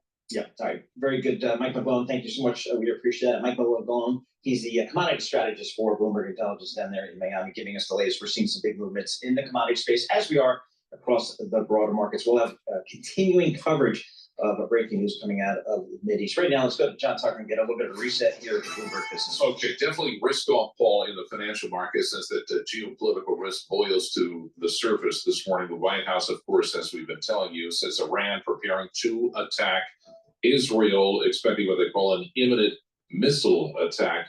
And of course, the fear of the escalating conflict sending stocks lower, yields lower, gold higher, as Mike's mentioning, oil higher. Also significant to note, at least from a technical standpoint, the S&P 500 has broken below 5,700, or it did just a moment ago. So that a move below that kind of suggests that we may retest the 50-day moving average, which I believe is at 55.35. So just keep an eye out for that. Right now, the S&P 500 right at 5,700, 61 points lower. The S&P 500 is down 1%. Dow Jones Industrial Average down 263 points. That's a decline of 0.6%. And the Nasdaq 100 down 339 points. That's down 1.7%.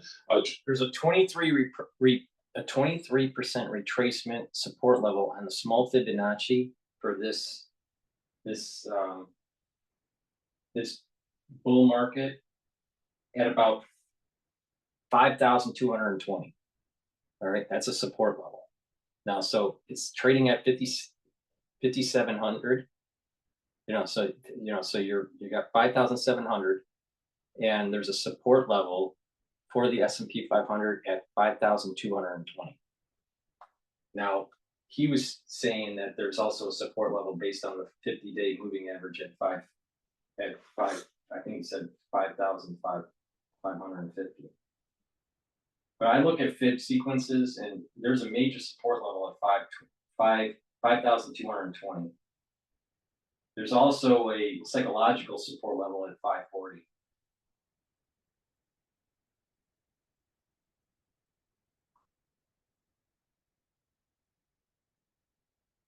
gonna be tumultuous. For sure, for sure. East Coast, I mean, I was looking at some graphics on various TV networks, and it's pretty much all down the entire East Coast, winding around our friends in Florida and all the way into the Gulf Coast. You start thinking about, that's a lot of territory there. That's a lot of shipping. So you really want to get some perspective on that. You go to the folks on the left side of this country, on the West Coast. They had their labor issues a couple of years ago. Mario Cordero joins, the CEO of the Port of Long Beach. Mario, thanks so much for joining us here. What role do you believe the West Coast ports, your port in Long Beach, can have in maybe relieving some of the pressure on shippers who can't unload or load their goods on the East Coast? How are you guys approaching that? Oh, thank you for the invitation. I mean, I think when you talk about Long Beach, we're part of the largest container gateway for the nation. So I think the role that we play is a continued role that we move a great percentage of the nation's trade. And I think we're in a very good position to handle whatever surge comes our way. And last, I'll make the point that August, we had a historic number of containers moving through the Port of Long Beach. That number was 913,000 plus containers. That's a historical high number for us, a record number. And when you add the Port of LA for August, we approximated about 1.9 million containers in this gateway, the San Pedro Bay complex. So our role here is to continue to move cargo in an efficient manner. And again, Port of Long Beach has a tremendous capacity right now. In other words, good capacity, about 70%. So we are prepared to continue to move that containerized cargo that comes our way. I'm curious, what kind of lessons did you end up learning from the pandemic? Because we had so many supply related issues with the change there. And how did that help you try to navigate this instance? Great question. A lot of lessons learned. Number one, expanding operation hours. I've been a big spokesperson for 24/7 operations. Again, to qualify that or put that in perspective, we're not going to go 24 hours a day, 7 days a week anytime soon, but there's a framework of expansion of hours. So in Long Beach, we've done that. We've done staging areas. And again, this is going to be very beneficial for us if in fact we need to stage containers outside the terminals. And I think the lessons learned from COVID, again, it's a supply chain issue. So the warehouse that is the end product here of the supply chain in this region, they also are very collaborative with us, making sure that inventory moves. So again, a lot of lessons learned from COVID-19 supply chain crisis. So we're applying those lessons, and hopefully, again, as I just noted, we're moving a record amount of cargo here to Port Long Beach without any congestion or bottlenecks whatsoever. Hey, Mario, if I'm a shipper, I've got to ship at sea in the Atlantic, steaming towards New York or something, and that's closed now. What are the economics for me to say, oh, I'll go to the Panama Canal, go through there, then I'll come up to your port in Long Beach? Is that realistic? Is that a decision option?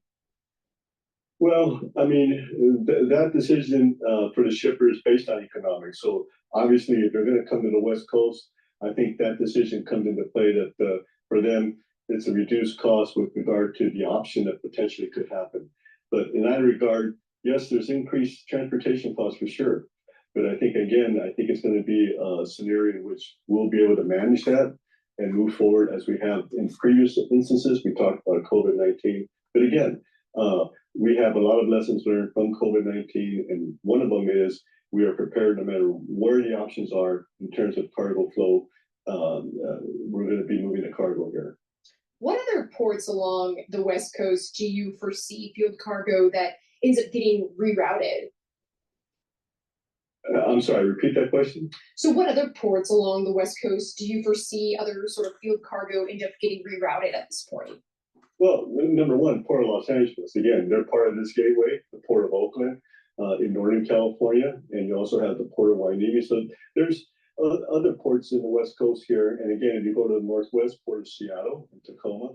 So I think the West Coast is in a very good position to make sure that we not only receive the cargo, but continue to move it inland to the nation's Midwest.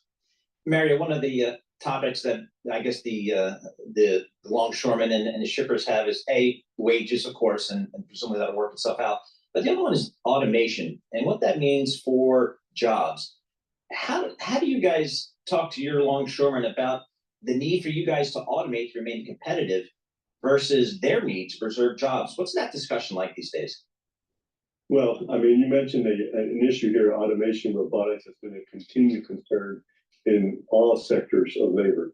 So for Port of Long Beach, I think the way we've been able to navigate well with our labor partners is anyone who's interested in further developing the terminals at the Port of Long Beach, number one, you have to have a meeting of the minds with the IOW. So that collaborative partnership and works well for us. So in that regard, that's been our policy. Anybody who wants to expand or develop their terminals, they have to go through the IOW first. And that mitigates any serious differences as we go down the road. So for us, it's been a successful path. But on the other hand, again, keep in mind, this is an issue across the board in terms of workforce in the nation, if not the global community. Do you have a sense from retailers how they're potentially making contingency plans as of now? Well, I think what I can tell you is I gave you these record numbers that we're moving here at the Port of Long Beach. You know, for August, that's almost a 34% increase year to year. So I think the retailers and the shippers have already anticipated a scenario that's occurring at the East Coast, and they've already made that decision to move their cargo to the West Coast. And again, the August numbers for both these ports, Los Angeles and Long Beach here, Prices are going up. Are historical numbers. So that basically answers the question that I think they've already made those decisions, and I do expect to have additional cargo. But having said all this, I want to make sure that, again, from the Port of Long Beach, we encourage that the parties in the East Coast move to a resolution, because any bottleneck in the supply chain in the nation is not good. So from my perspective, I think, again, it's not about additional cargo that we're going to get. It's about hopefully these parties come to a mutual resolution soon so that we don't impact the nation's supply chain anywhere in the country. Hey, Mayor, thank you so much for joining us. Really appreciate getting some of your time. Mayor Cordero, he's the CEO of the Port of Long Beach, giving us a sense of kind of they're busy. Right. And presumably they still have some capacity to take some shipments if somebody wanted to divert them from the East Coast to the West Coast. And the other thing we learned about talking to Gene Soroka, who is his counterpart at the Port of LA, is that those West Coast ports, particularly the ones in the LA area, they just get a great view of China trade. They do. Container ships just keep coming back and forth into that port. So you can get a good view. Right, such a leading indicator of how the economy is performing. I was looking over at how the VIX is doing right now. It actually had briefly spiked above 20. Right now it's just below 19, but it's actually about 30% above its average for the year, which is just below 15. So obviously seeing as we're turning the page and we're in the final quarter of this year, seeing volatility spike on this first trading session of the fourth quarter, Paul. Yeah, very good. So again, S&P off about 1% here. Let's check in with John Tucker, get a Bloomberg Business Flash, see what's happening in the world as markets are moving. Okay, definitely risk off, Justin Paul, financial markets as the geopolitical risks kind of boil to the surface with the White House saying Iran preparing to attack Israel. The fear of the escalating conflict sending stocks lower, yields lower, gold higher, oil higher. With the S&P 500, most of the major industry groups are lower. And the best performer, surprisingly, not surprisingly enough, right now is energy, as we have the crude oil, Brent crude oil right now, the international benchmark, that is up 2.7%, 73.66 a barrel. NYMEX crude, the West Texas, that's up close to 3% a barrel. It's 70.17. In the stock markets, S&P 500, right around the 5,700 level. It's important from a tactical perspective. When it breaks below that, we could hit the 50-day moving average. Right now, down 1%, the S&P 500, 59 points lower. Again, 57.02. The Dow Jones Industrial Average, 244 points lower. That is down 0.6%. And the Nasdaq 100 down to 313 points. That's a decline of 1.6%. And the yields, they are tumbling as bond prices are bid up. 2-year yield right now, 4 basis, we'll call it 5 basis points lower right now, 359. The 10-year is down close to 7 basis points. That is at 371. And among the data today, the ISM manufacturing data coming out showing declines in prices paid, new orders, and employment. And we check the markets for you all day long, right here on Bloomberg Radio. I'm John Tucker. That is your... Okay. Let me do a product advertisement here. Please go to my store, the-studio-reykjavik.com, and get the anti-aging structural nanosilver box. What you get in that box is the Max 35, the probiotic, the structural nanosilver gel, the toothpaste, the structural nanosilver soap, your choice. There's 5 varieties. This one happens to be lemongrass. And lozenges. I have it in Manuka honey in a 21 count and elderberry zinc in a 21 count. So please go to the store, the-studio-reykjavik.com, and get the anti-aging structural nanosilver box.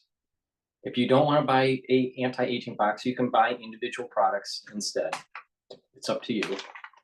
But please go to my store, the-studio-reykjavik.com. All right. What I want to do is I want to play a little bit of CNBC. See what they're saying here. We're gonna go back and forth. Like behind me, but that is the sound of our outgoing Israeli artillery fire. They are targeting Hezbollah positions on the other side of that border. We have heard that artillery really ramp up in just the last 40 minutes or so. Now, these U.S. officials are warning that if Iran moves ahead with a direct strike against Israel, that there will be severe consequences for Iran. So, Carl, this is an extremely high-stakes moment in what has been a very long, very bloody 11 months in the Middle East, and we may now be standing on the precipice of all-out war. Guys. Raf, is there any reason, we've been talking about this with some other guests this morning as well, to think that the efficiency of those missiles might be better than it was in April from the Iranians? It's a really good question. The Iranians may have learned lessons from that attack back in April when they fired this enormous barrage. Some of those missiles did get through. They hit the runway, at least, of an Israeli air base in the south of this country, but it didn't cause the kind of widespread damage that many expected it might. That combination of American, European jets in the skies across the Middle East, plus Israel's old and vaunted air defense systems, took out the vast majority of those missiles. But we will see if Iran's Revolutionary Guard has learned lessons and if they potentially are able to find a way through those air defenses now in a way that they weren't back in April. Yes. You referenced the artillery fire from Israel into southern Lebanon. What do we know about the incursions made by Israeli troops at this point? Whether they've encountered any resistance or where things stand? It's a really key question, Carl. An Israeli official says that the number of troops who crossed the border into southern Lebanon last night was in the low hundreds. Israel is saying these are limited, targeted raids. They are designed to push Hezbollah fighters back from the immediate border and to begin creating the conditions where it would be safe for Israeli civilians to return to their homes. There's an Israeli village called Metula, just a little bit north of us. It's one of the many, many ghost towns now across the Israel-Lebanon border. We spoke to an Israeli military spokesman just about 2 hours ago, and he said at the time of our interview, Israeli forces had not engaged in any firefights on the ground with Hezbollah fighters. We asked them, why is that? If Israel is targeting key assets of Hezbollah, why is Hezbollah not defending them? They say at this point, it appears that Hezbollah has made the decision not to engage in direct confrontations with Israeli forces who have air support behind them, who have superior weapons, superior training, and it looks like they are falling back to some second line of defense further into Lebanon. But the big question, of course, is whether these more limited Israeli raids just over the border are going to be enough to restore confidence here in northern Israel, or if this limited operation is going to turn into something much bigger.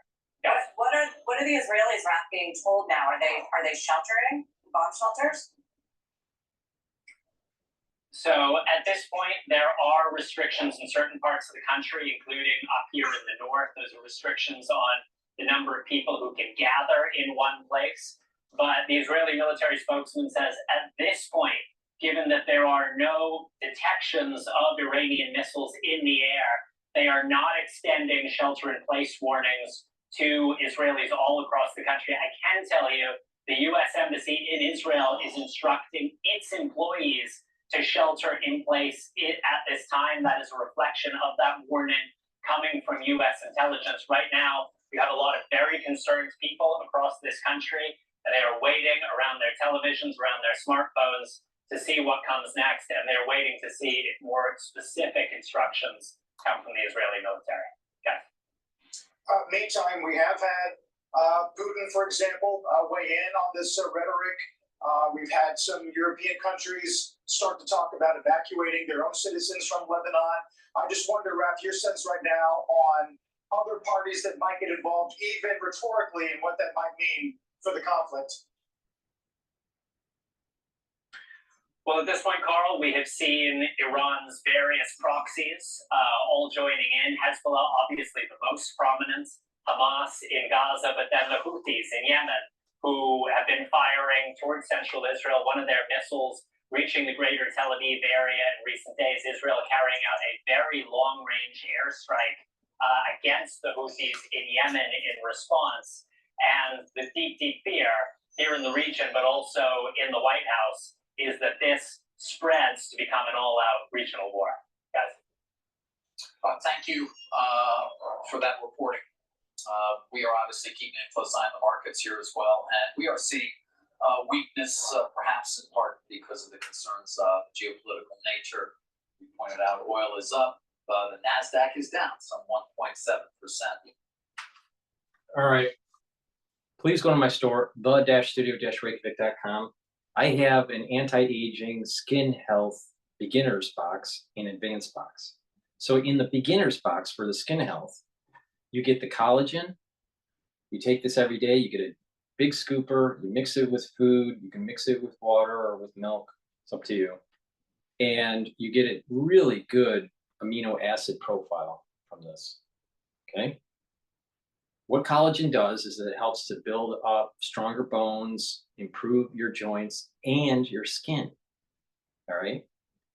A lot of people don't realize that collagen is important for your nails, your hair, and your skin. So you can improve your skin health by taking collagen, and it's dual purpose because you're improving your joint health and your bone health. But you need to take vitamin C, and they cross-link when you drink water. So you take filtered water, about 32 to 64 ounces a day throughout the day, right? You drink 32 to 64 ounces throughout the day, filtered water, that's important. And that water will help to cross-link the vitamin C and the collagen to build up the dermal layer to improve the lower, the deeper part of your skin, all right? Then in the beginner's box, you also get the structural nanosilver gel. You put it on your skin daily. The best way is to put it on before you go to bed and then exfoliate in the morning, and you'll notice that your skin's clearer and tighter, especially on your face. It'll be much tighter. So you do that every day. You take the collagen every day. You drink the filtered water every day with the vitamin C. It'll cross-link, improve the dermal layer. This improves the top layer, the topical layer of your skin, and tightens it, okay? So that's the beginner's box. Now in the advanced box, you get everything in the beginner's box, but you also get resveratrol, which helps to get rid of senescent cells. It's an antioxidant, and it helps the mitochondria. So what will happen is that you're improving the basal layer of the lower part of your skin. So you have a basal layer that's creating new skin cells, and they move up to the surface, and as they age and move up towards the surface, they become more keratinized. And so when they become more keratinized, it's harder and it's more of a barrier, all right? And then they flake off, and then your basal layer continues to regenerate. But when we get older, the health of the basal layer goes down, but also the ability to regenerate goes down also. So if you look at people that are in their 70s or 80s, their skin is a little translucent. That's part of the reason. The basal layer isn't performing very well. All right.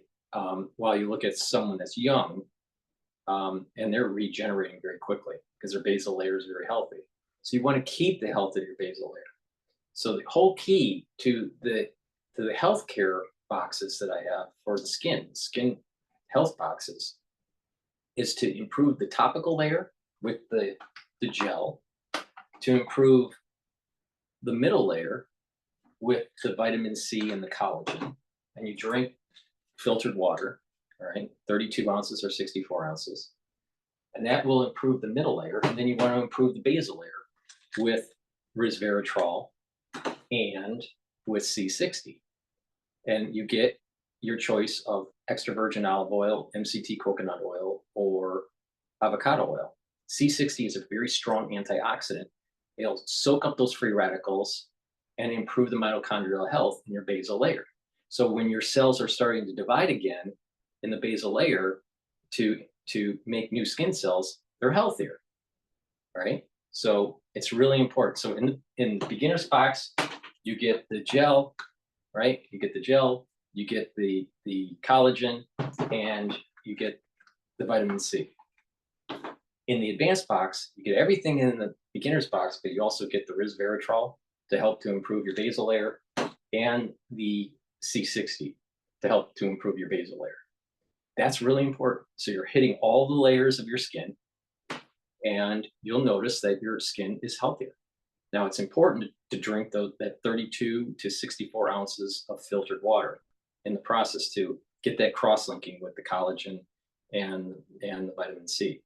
So please go to my store, the-studio-reykjavik.com, and get the anti-aging skin health beginners or advanced box. If you don't want to get the box and you just want to buy some of the individual products within the box, you can do that also. So please go to my store, the-studio-reykjavik.com. The link is in the description of this video and all my videos. All right, what's going on? Let's go to Al Jazeera for a second. Presidential election.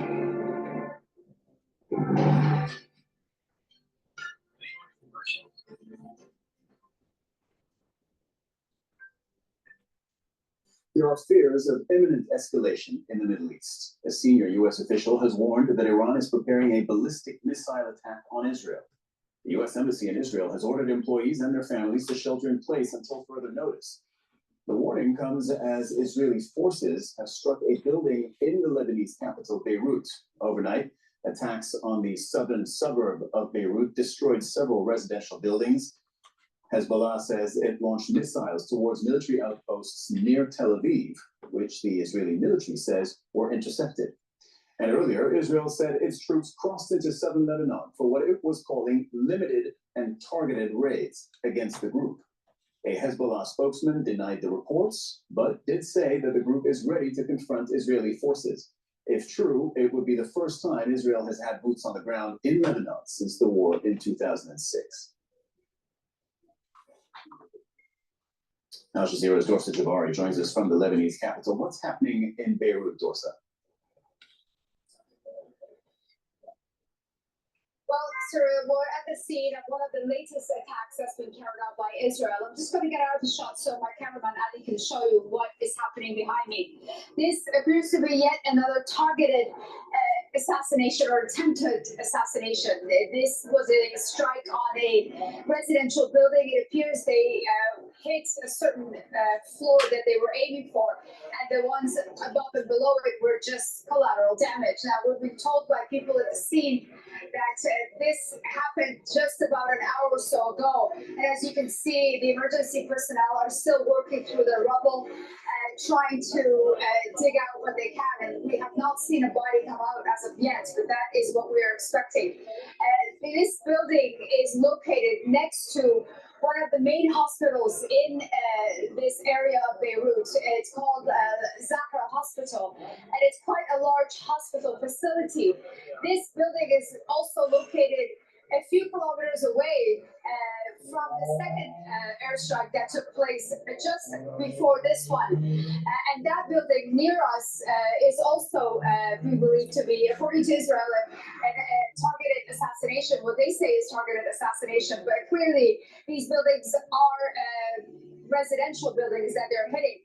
The second location, away from where we are at the moment, is also close to the Kuwait embassy And also, we understand to the main highway that links the airport to the city. So you understand the geography of where we are at the moment, and Dahia is just beyond these buildings, further out. So we're at one of the entrance points of the area surrounding the southern suburb of Beirut that has seen unprecedented amount of attacks. And of course, there was at least 8 airstrikes on Dahia overnight that we saw, and those airstrikes were heard by people across the capital. This is the latest in a series of airstrikes that Israel is carrying out, clearly intensifying and extending the broad scale of its attacks across the Lebanese capital and across Lebanon. So that is the scene. It's 1500 GMT. That is the scene in the Lebanese capital, Beirut. Al Jazeera's Dorsa Jabari is at the foot of that building in the immediate aftermath of an Israeli strike there. Dorsa, thank you very much for your reporting. We'll go now to our White House correspondent, Kimberly Halkett, who's joining us from Washington, D.C. So, Kimberly, we were saying at the top of the show, a senior U.S. official has warned that Iran is preparing a ballistic missile attack on Israel. That's what we have so far. Tell us everything you know about this. Yeah, well, according to that official, the U.S. has received indications through its intelligence that Iran is prepping for a ballistic missile attack against Israel. Now, what we've learned is that in response to that, Israel is in turn prepping for defensive measures in order to defend itself against what it believes is an imminent attack by Iran. Now, the statement goes on to say that a direct military attack from Iran against Israel will carry severe consequences for Iran. What would that look like? Well, we've learned that it would look very similar to what we saw last April, and that is when Iran launched roughly 300 ballistic missiles and drones.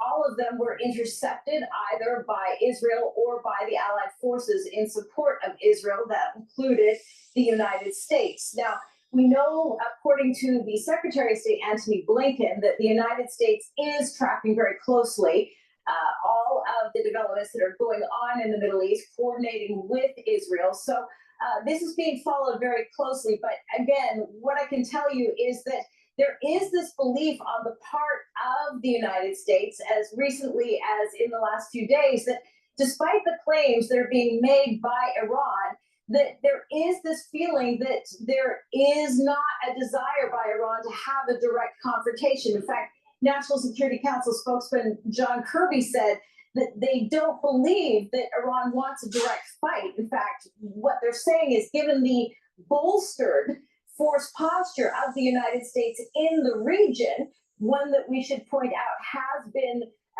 sort of amped up in the last few days by a few thousand, now increasing to about 43,000 in the region, that Iran should think twice about any sort of either direct attacks or proxy attacks, given the force posture. And in fact, the U.S. believes that this may even be a deterrent.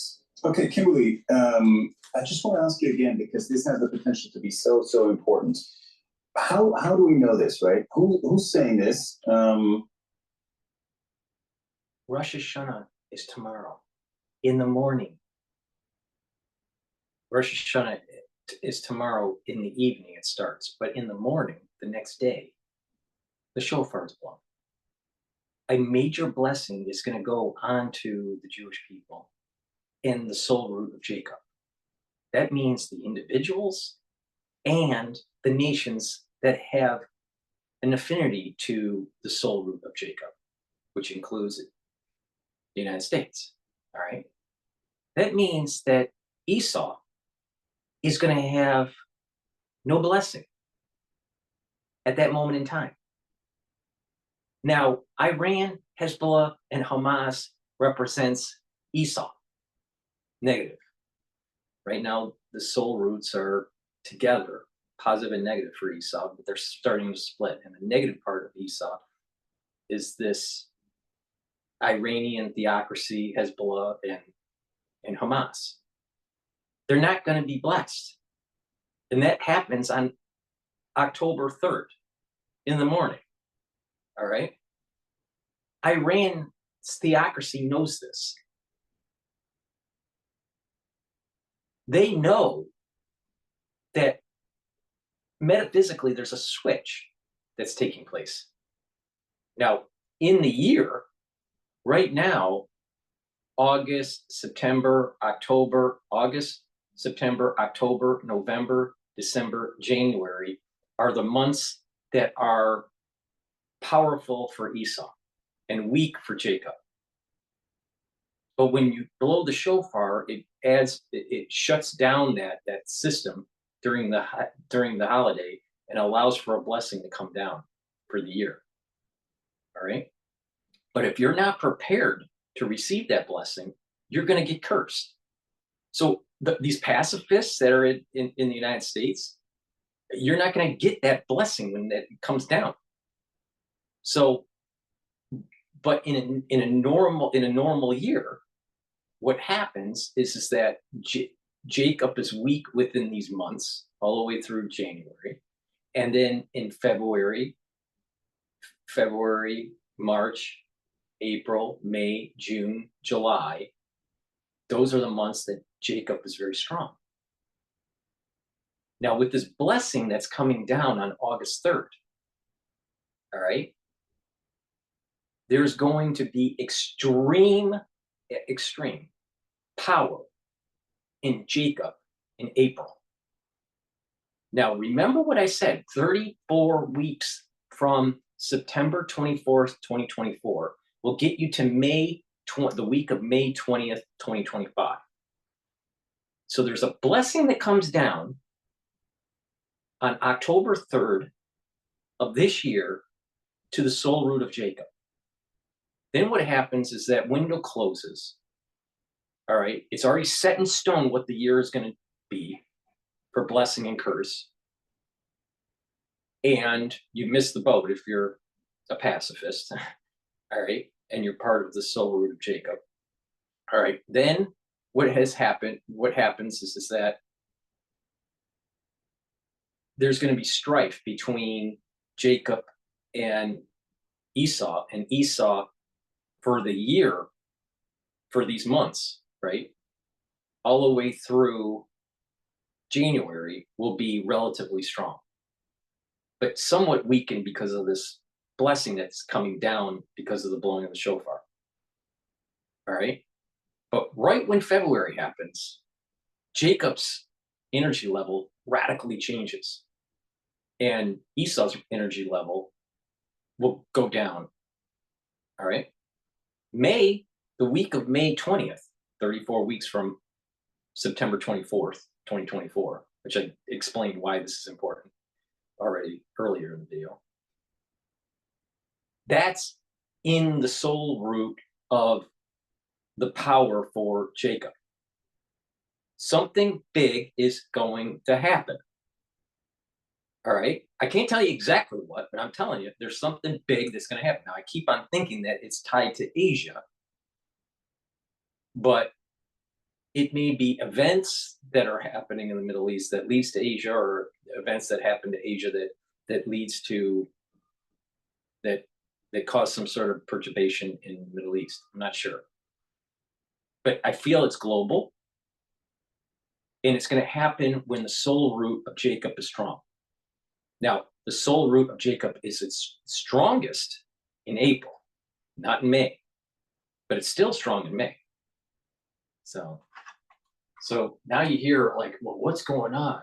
What's the threat, and why is Iran worried and all this? Because they know that the blessing is coming down in the morning of October 3rd for Jacob, and it's not going to be for Esau. They know this.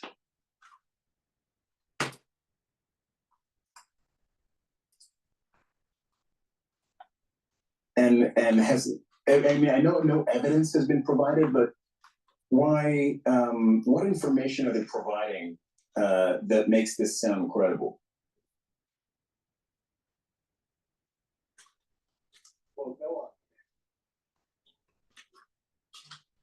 Any day now, honey. Okay.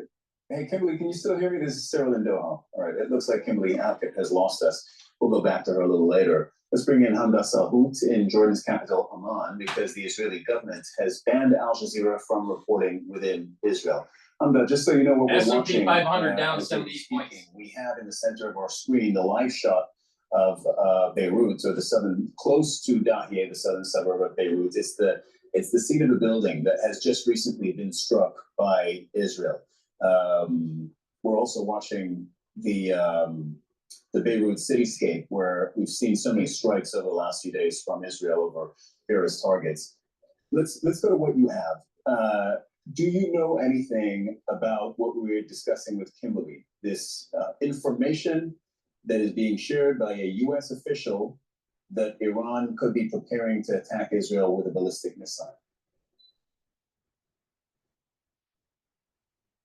Well, there are certainly preparations being made in Israel. The Israeli Army spokesperson Daniel Hagari said that the Israelis received the message from American counterparts, but that they didn't really detect any sort of aerial threats or preparations from the Iranians just yet, based on their own intelligence. But Daniel Hagari did go on to say that if Iran were to attack Israel similarly, oil just broke $71 a barrel.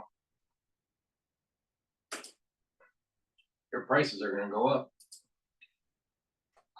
Prepared with their air defenses, and that there will be consequences for this. But at the same time, the Israeli Defense Minister Yoav Gallant is currently meeting with the Army Chief of Staff, and according to reports within Israeli media, they're discussing this threat. They're discussing how to combat it. They're discussing other sort of measures to put in place, because there have been new home front command guidelines that have been issued by the Israeli military and the government, putting restrictions on gatherings. Embassy staff at the U.S. embassies at least have been ordered to shelter in place, and politicians are speaking about unity at a time like this of a conflict that is spreading wider and wider.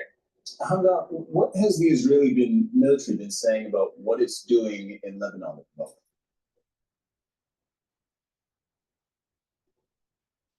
Well, the Israeli army has said they're conducting what they call small and targeted raids, but make no mistake, it's still a full invasion into sovereign Lebanese territory. They say they have specific goals in mind. They want to destroy Hezbollah, destroy all of its military infrastructure, and that they want to return those evacuated residents to those towns and settlements along Israel's northern border.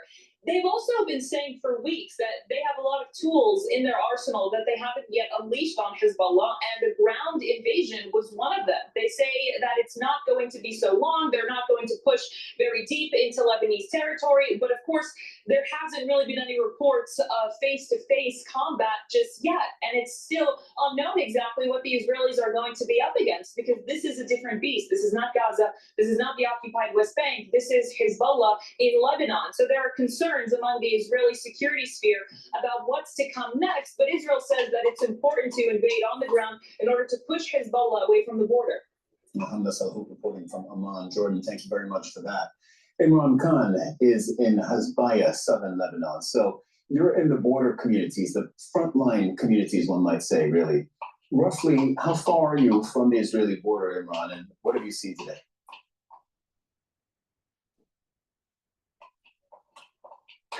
Well, we're about 8 kilometers away from the Israeli border, but let me just take you through what happened in the last 24 hours. We started hearing and seeing intense airstrikes and artillery around about 7 p.m. Last night. That got more and more and more intense, and we realized that something was up. And then the reports started coming out that the Israelis were preparing a ground invasion. Hezbollah started to fire back. They were launching rockets where we were in Ilasaki, in the Marjayoun district, and it was very, very intense firing. At that stage, there were all sorts of rumors flying around that the Israeli army had given an evacuation order to that particular village and the hotel that myself and all my journalist colleagues were staying at. It was dark, so we didn't move. But throughout the night, all of that kept going. And then he had that statement from the Israeli army saying a ground offensive had started. Well, we didn't see any evidence of it. Now, in the morning, we actually had to leave Ibelsaki, where our hotel was, because there was an evacuation order given by the Israeli army, an evacuation for 26 different villages and towns. One of the roads we went through had been struck by the Israelis. There was a huge convoy of just seriously frightened people who wanted to leave that area, thinking and hoping that their homes might be spared by anything that might be coming. They were very scared, but they were also scared about where they were going to go. They didn't think that Beirut was going to be safe, and Tyre and the other places they might go to. The Lebanese army then leveled that road. They made makeshift repairs, and then about 6 hours ago, the Israeli army attacked it again. And basically, they've cut off that vital lifeline. They've told people to leave, they've told people to evacuate, and then one of the roads out, they've simply bombed, causing a bottleneck. So that is exactly what I wanted to double check with you. We're talking about parts of southern Lebanon where Israel has told residents to leave. You've told us there's one road out. This is the way to leave, and Israel bombs the road such that they can't leave. Do I get this right?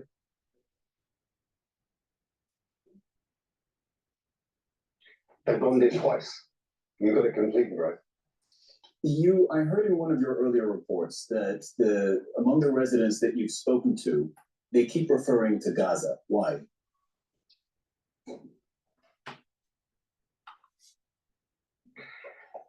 When you have safe areas or allegedly safe areas you can go to in normal times, when the escalation was happening last week, it was felt that Beirut was a place you could go to. The Tyre government was a place you could go to. When it intensified after the pager and the walkie-talkie attacks of last week now, 2 weeks ago now, in fact, people were very, very frightened because they thought that this was a terrorist attack against civilians. That's what they called it, a terror attack. And then this absolute escalation. And then they're seeing Beirut burning. Please go to my store, the-studio-reykjavik.com. Why? Because the world is burning and you won't be able to sleep. So please go to my store and get the Good Night Formula. This will allow you to get into 3 cycles of REM sleep. So you can, have nice dreams, right? And have a well-rested body when you wake up in the morning. You're consolidating your memory and you're detoxifying your body. You need 3 cycles of REM sleep to be able to detoxify your body, to be well rested, and to consolidate memory. Sleep deprivation chronically will lead or could lead to early onset of dementia. All right, so please, it's really important to slow down the aging process and to protect your neurons by making sure you get enough sleep. You should be getting about 8 hours a day. All right, people that are older, they don't sleep as much, and it's important that you get good sleep. A lot of people are stressed out. Their cortisol levels are too high. Their blood pressure is too high. They have too high of a glucose level. I've told you to take ashwagandha to help control that, but also take Good Night Formula every day so you're well rested. It has tryptophan and melatonin in it. So please go to my store, the-studio-reykjavik.com. Get the good sleep that you need so you detoxify your body, consolidate memory, be well rested, and protect your neural health. Please go to my store, the-studio-reykjavik.com, and get the Good Night Formula. We're going to be going through tumultuous times, but this is the reason why you're here, so I can navigate you through this bullshit. All right? But, the people that think that, let's be a pacifist, no, you're going to be cursed when that happens. Trust me, metaphysically, you will be cursed. Please go to my store and get the olive leaf extract. This is a dual purpose product.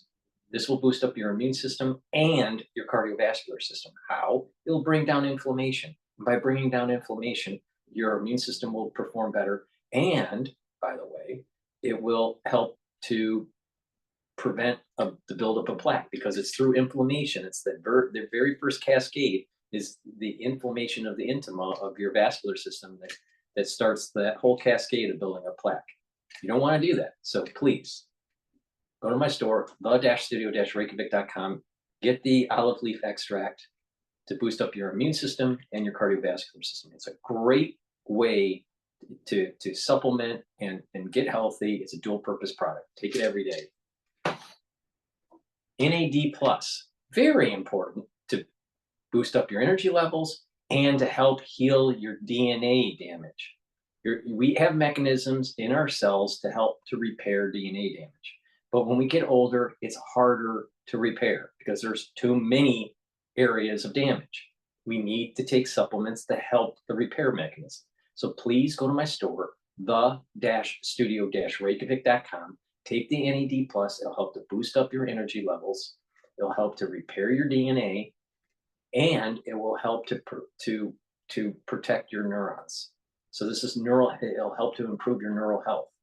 All right. As we get older, our neurons start to have problems. You want to mitigate that. Take NAD+ every day. Very important as an anti-aging protocol and to maintain neural health and DNA health. Vitamin K2, MK7, dual purpose product, helps to maintain and improve your bone density and your joint health, but it also will help with your cardiovascular health. Follow my protocol. This is synergistic with D3 to improve your cardiovascular health and your bone health. Please go to my store, the-studio-reykjavik.com. NAC, really important to take every day. Why? Because you need glutathione. And when you get older, you don't make as much glutathione. So you need to take a supplement to help make the glutathione. Glutathione is a strong antioxidant. It's synergistic with C60. It'll soak up free radicals. It'll slow down the aging process, and your cells will have less stress. In addition, this helps to detoxify your liver and your kidney. And this will help with anxiety and people that have attention problems. So please go to my store, the-studio-reykjavik.com, and take NAC. This is important. You should take this every day. Many anti-aging gurus and longevity experts take this as a supplement with a lot of other stuff like I do, so please go to my store, follow what I'm doing. I take NAC every day, boost up those glutathione levels and soak up those free radicals, slow down the aging process, and improve your immune system. Time seen Israeli strike live on Dahye, there in its southern suburb. Rob, back to the subject at hand. Iran also exercises what commentators have named strategic patience. In other words, they don't want a full-out war with Israel. Would it be in their interest to launch a ballistic missile at Israel? No. Well, I think at this stage, in terms of their deterrence, they are almost left with no choice. Unless there's a ceasefire, Iran felt like it's backed into a corner, like it has to do something. There's been all sorts of chatter in social media in the Arab world saying, look, Hezbollah intervened in the Syrian civil war in support of Assad. They really got their hands dirty, and the Syrian regime are not throwing them a bone, basically just leaving them to it. And there was also a feeling that Iran was doing the same, that Iran was content to let Lebanon burn, basically. I don't think that is the case. As I say, I think Iran is trying to wait this one out. They're trying to encourage Hezbollah to wait this one out, but there's only so long your deterrence can be degraded. The whole point of deterrence is to show the enemy, if you hurt me, I can hurt you back.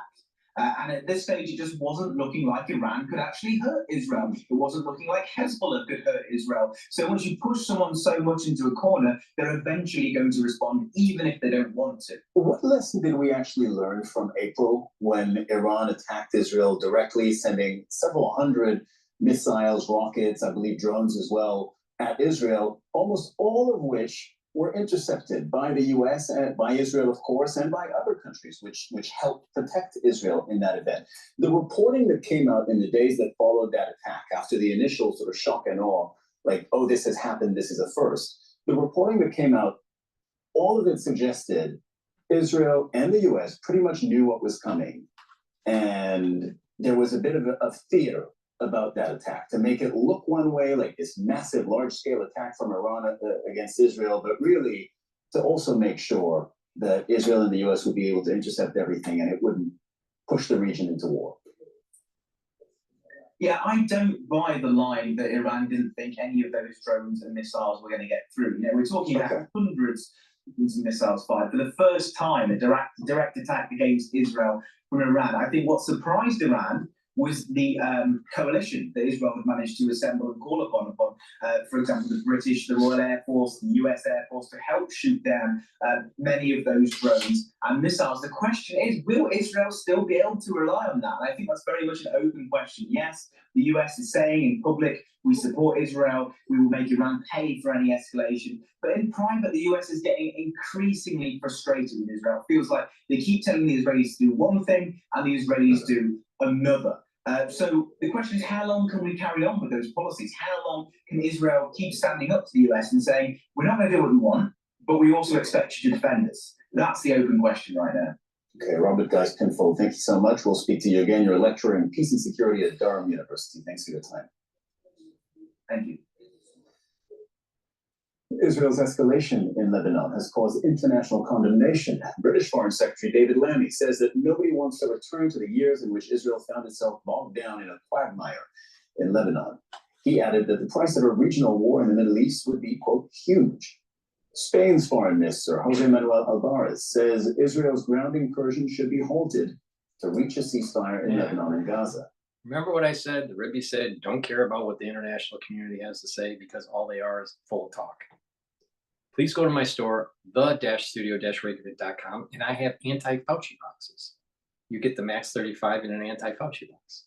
You also get magnesium and zinc to boost up your immune system. You have ashwagandha to help control your cortisol levels and your blood glucose levels and help to bring down inflammation. You get D3 to help get rid of cells that need to go into apoptosis. And turmeric to bring down inflammation, and it's an antioxidant. So that's the anti-Fauci box. The anti-Fauci advanced box, you also get C60, your choice of extra virgin olive oil, MCT coconut oil, or avocado oil. You take a teaspoon a day. This is a very strong antioxidant. It soaks up free radicals and boosts up your mitochondrial health so you have more ATP. That's the anti-Fauci advanced box. Now, the anti-Fauci deluxe box, you get digestive enzyme complex. Helps to break down carbohydrates, proteins, and lipids. But not just that, it has enzymes to break up glycoproteins. And we know all about protein, glycoproteins, right? And you also get enzymes that'll break up clots. I have enzymes in here like bromelain that is fibrinolytic. So it's really important to take digestive enzymes. That's why it's in the anti-Fauci box. Omega-3 brings down your LDL levels, increases your HDL levels, improves your cardiovascular fitness. Not just that, for your cardiovascular health. Not just that, omega-3 prevents red blood cells from sticking. Really important during clotting issues. Lignans. It's an antioxidant and also brings down inflammation. This is very important to boost up your immune system. That's really important in the post-2020 aftershock. You know, you need a strong immune system to be able to fight pathogens. You need a strong immune system to fight cancers. Now, do you understand why lignans is an anti-Fauci deluxe box? Please go to my store, the-studio-reykjavik.com. Get the anti-Fauci beginners box, the anti-Fauci advanced box, or the anti-Fauci deluxe box. Now, you don't have to buy an anti-Fauci box to get these great products. You can buy them individually. You can buy lignans individually or digestive enzymes individually at my store. Please go to my store, the-studio-reykjavik.com. Follow my advice. Take the stuff that I take to boost up your immune system, slow down the aging process, and get healthy. They were, I would say, drunk in euphoria of the security success, the intelligence success in Lebanon, from the walkie-talkie and the pages, the beeper operation, up to now and the ground invasion into South Lebanon without an exit. Even there's no discussion in Israeli public. What is the exit door? What is the plan for the day after in Lebanon? So the euphoria let those who are interested to seize the movement and raise the option to attack the Iranian nuclear project. Is there appetite for that in Israel at the moment? I doubt if it is if the public is ready. I'm not sure. Perhaps the public is divided. There are no public opinion polls on this. Today it's too early to get a reliable public opinion numbers. But this was in the air. The euphoria was there since the bitter operation. And the euphoria is like the one that Israel had after its huge success in '67 war. But it is not a problem to have jubilation and quote euphoria with a battlefield success. But as long as the Jewish people, especially the IDF and the military brass, Netanyahu, focuses, moves forward, don't be fearful, don't pay attention to the international community, get the job done, and attribute the success to God and not to be hubris, Israel will be blessed and will be victorious against Hamas, Hezbollah, and Iran. Now, the game plan is basically this: Hamas, Hezbollah, and the theocratic apparatus of Iran and its nuclear capability completely destroyed. Now, how long that takes, I don't know. But if you don't pay attention to the international community, it'll get done quicker and less casualties, and it'll cost less. Because if you kick the can down the road, it'll cost more and more people will die. And Iran might get a nuclear weapon in the process. That can't happen. Don't be hubris and stay the course. And then what will happen is that this region will start to have peace, but the border system is good for Israel is going to get larger in the process. But there's going to be, even though it seems at the surface that that there's countries that are surrounding Israel that are losing territory, the reality is that they're going to be better off in the long run because that whole region is going to be prosperous and it'll have a blessing. And there's this great alignment between Jacob and Ishmael. I'm not wrong. Now, you can think whatever you want, but I'm not wrong.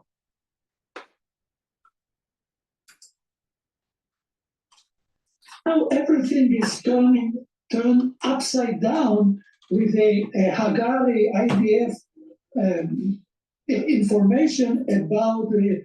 It seems upside down because you use the lens of typical Westphalian logic.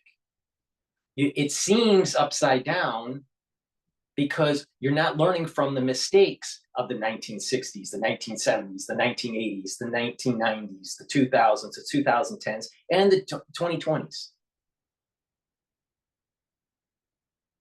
What is happening right now is saying we're not going to make the same mistake. Now, as long as Netanyahu and the military keeps on this tact, they'll be successful. They will be a blessing. But if the international community comes in and tries to do a ceasefire, there's going to be a major curse. And it's going to get worse in the world. This has to happen for world peace. Why leave the cancer in? You really think that Hezbollah deserves to live? I don't think so. You really think that the theocracy of Iran reaching a nuclear capability deserves it? No, I don't think so. I don't think that's going to add peace to the region. You really think that Hamas deserves to be around? No, I don't think so. For Palestinians to have peace and prosperity, these factions, Hezbollah, Hamas, and Iran, need to be destroyed.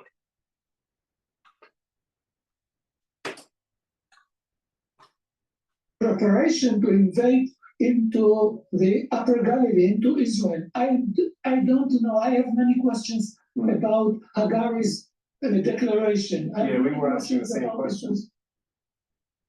Yeah, but anyhow, this creates a public opinion, a public mood. It creates a public mood of emergency, of existential threat that may push the decision makers and back the decision makers in order to expand the war in Lebanon beyond the limited what Israel. He's right about that. The United States. He's right about that, because the expanded war is going to increase the borders back to biblical times, back to the biblical borders they're set in the Bible. All right. Now, why do we think that through Westphalian logic that mankind should chip away at the actual birthright of Israel for Israel? Why? It was stated in the Bible that this is what is supposed to happen. But the UN thinks something different? So the UN supersedes God? Is that what it is? But then you got a bunch of atheists that may say, well, you know what, there isn't this thing called, God or anything like that. And I understand that, you can use logic, you can use rationale and find a religious path, and you can use rationale and find a non-religious path. But if we're going to take the assumption, which most people do in the world, that the Bible is holy, the Torah is holy, and the Jews believe that, the Christians believe that, the Muslims believe it. And we take that book, and it's holy. The boundaries that are written in the Old Testament, in the Torah, all right, are very clear. And this is what the boundaries are for Israel. Those boundaries are coming back. Independent what other nations think. This is part of the reason why the Rebbe was saying the blessing comes down when you don't listen to the Westphalian bullshit. He didn't say it that way. DrPaulCottrell says it that way. But basically, don't pay attention to the international community because they don't want what's in the Bible. Why? Because it's through the entanglement of the UN and the strife and that conflict within the UN, where Satan can still latch onto an energy force. But when you ignore the UN and allow Israel to reach to what was written in the Bible, then what happens is that the split of Esau, positive and negative, happens, and Satan is weakening and dying. But you'll have people like this that seem intellectual, seem to have, some, that their heart is in the right spot. But Satan is a tricky character. And he needs that energy force from negative Esau. The stronger Esau is, the stronger Satan is. The weaker Esau is, the weaker Satan is. And by killing Hezbollah, Hamas, and the theocracy within Iran, you're killing off Esau negative. And when you do that, you're killing off Satan. And that's why you hear a lot of people saying ceasefire. That's the metaphysics of this. Ceasefire means, metaphysically, keep Satan alive.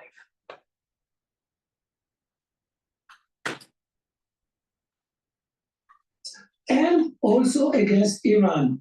I don't know, and this is very interesting question.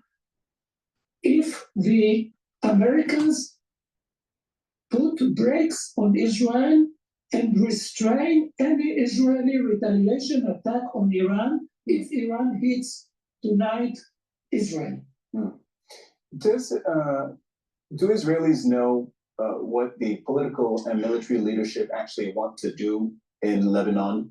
I mean, it doesn't sound to me like there's been a precise plan presented to the Israelis. We know what their end goal is officially, which is to return Israeli residents, about 60,000 people, to their homes in the north. But has the Israeli political or military leadership has said, this is what we're going to do, those are going to be the indicators of success, and this is where it ends? If I don't think that they have a clear answer, but if I take, for instance, the security measures done in Gaza, okay, and other security plans for a peace settlement with the Palestinians in the West Bank, keeping IDF soldiers in a security strip inside Lebanon could be part of the day after plan of thinking. It's not if there is a plan, but thinking definitely. This is a method, operational method that Israel uses now in Gaza. If Israel follows what the Rebbe says and ignore the international community, move forward and don't be hubris, there's going to be more land for Israel in the north that's to the biblical borders, and Hezbollah will be eliminated. That's what's going to happen. The question is, does Israel have the fortitude? We don't know yet. We'll find out. Please go to my store, the-studio-reykjavik.com, and get the zeolite. This helps to detoxify heavy metals, chemicals, and toxins out of your system. You can take this every day. You can take a couple of drops each day throughout the whole year. Some people will detoxify their body maybe once or twice by taking a few drops underneath their tongue. You drink it with filtered water, and you just use up the bottle, once or twice a year, and you're detoxifying your body that way. This is a molecule. Zeolite is a molecule that's negative. It'll attach to positively charged toxins and chemicals and heavy metals and allow you to urinate it out after about 6 to 8 hours. So it's a great way to detoxify your body and get those forever chemicals out of your body. But you also need to drink filtered water and reduce your intake of these toxins by not eating processed foods. Be careful where you eat and what you eat, and improve your health that way. These toxins affect your endocrine system and affect your immune system. All right. By detoxifying them out of your body, your endocrine system and your immune system will be healthier. And you'll notice over time that that these chemicals are out of your body, and therefore you're reaching homeostasis and getting healthier. So it's really important to take zeolite and detoxify your body. Please go to my store, the-studio-reykjavik.com, and take zeolite. If you're on medication, please talk to your doctor first before you take zeolite, because zeolite might bring down the dosage, your serum concentrations of your medication, and the doctor might have to boost up your medication dosage if you're taking zeolite. All right, so please go to my store, the-studio-reykjavik.com. Get those frickin' toxins out of your body, because it's affecting your endocrine system and your immune system. And when your immune system and endocrine system are affected, diseases might happen. Please go to my store and get ubiquinol. I take ubiquinol every day. I've been taking ubiquinol for many years. All right. It boosts up your energy levels. It's a great antioxidant, and it helps for neural health. Please go to my store, the-studio-reykjavik.com. Take ubiquinol every day. It's the active form for CoQ10. Really important to take this. And it's synergistic with many things like C60. Lastly, Myotrol. Myotrol will help to build muscle and to mitigate muscle loss. All right. When we get older, it's harder to gain muscle, and we don't have energy, and it's hard to maintain muscle mass. All right. Take Myotrol every day to be able to build up muscle and to improve your mitochondrial health, so your energy levels will go up. All right, so please go to my store, the-studio-reykjavik.com, improve your mitochondrial health and build muscle mass and maintain your skeletal muscle structure. Go to my store, the-studio-reykjavik.com, and get Cottrell. It's a great product to help build and maintain muscle. That's my broadcast for today. Thank you for watching. Please ask your social media followers to follow me so I can go over, with them finance and international affairs and how to improve your health. Thank you for listening and have a nice day. And oh, by the way, I'm pretty sure Israel's going to win.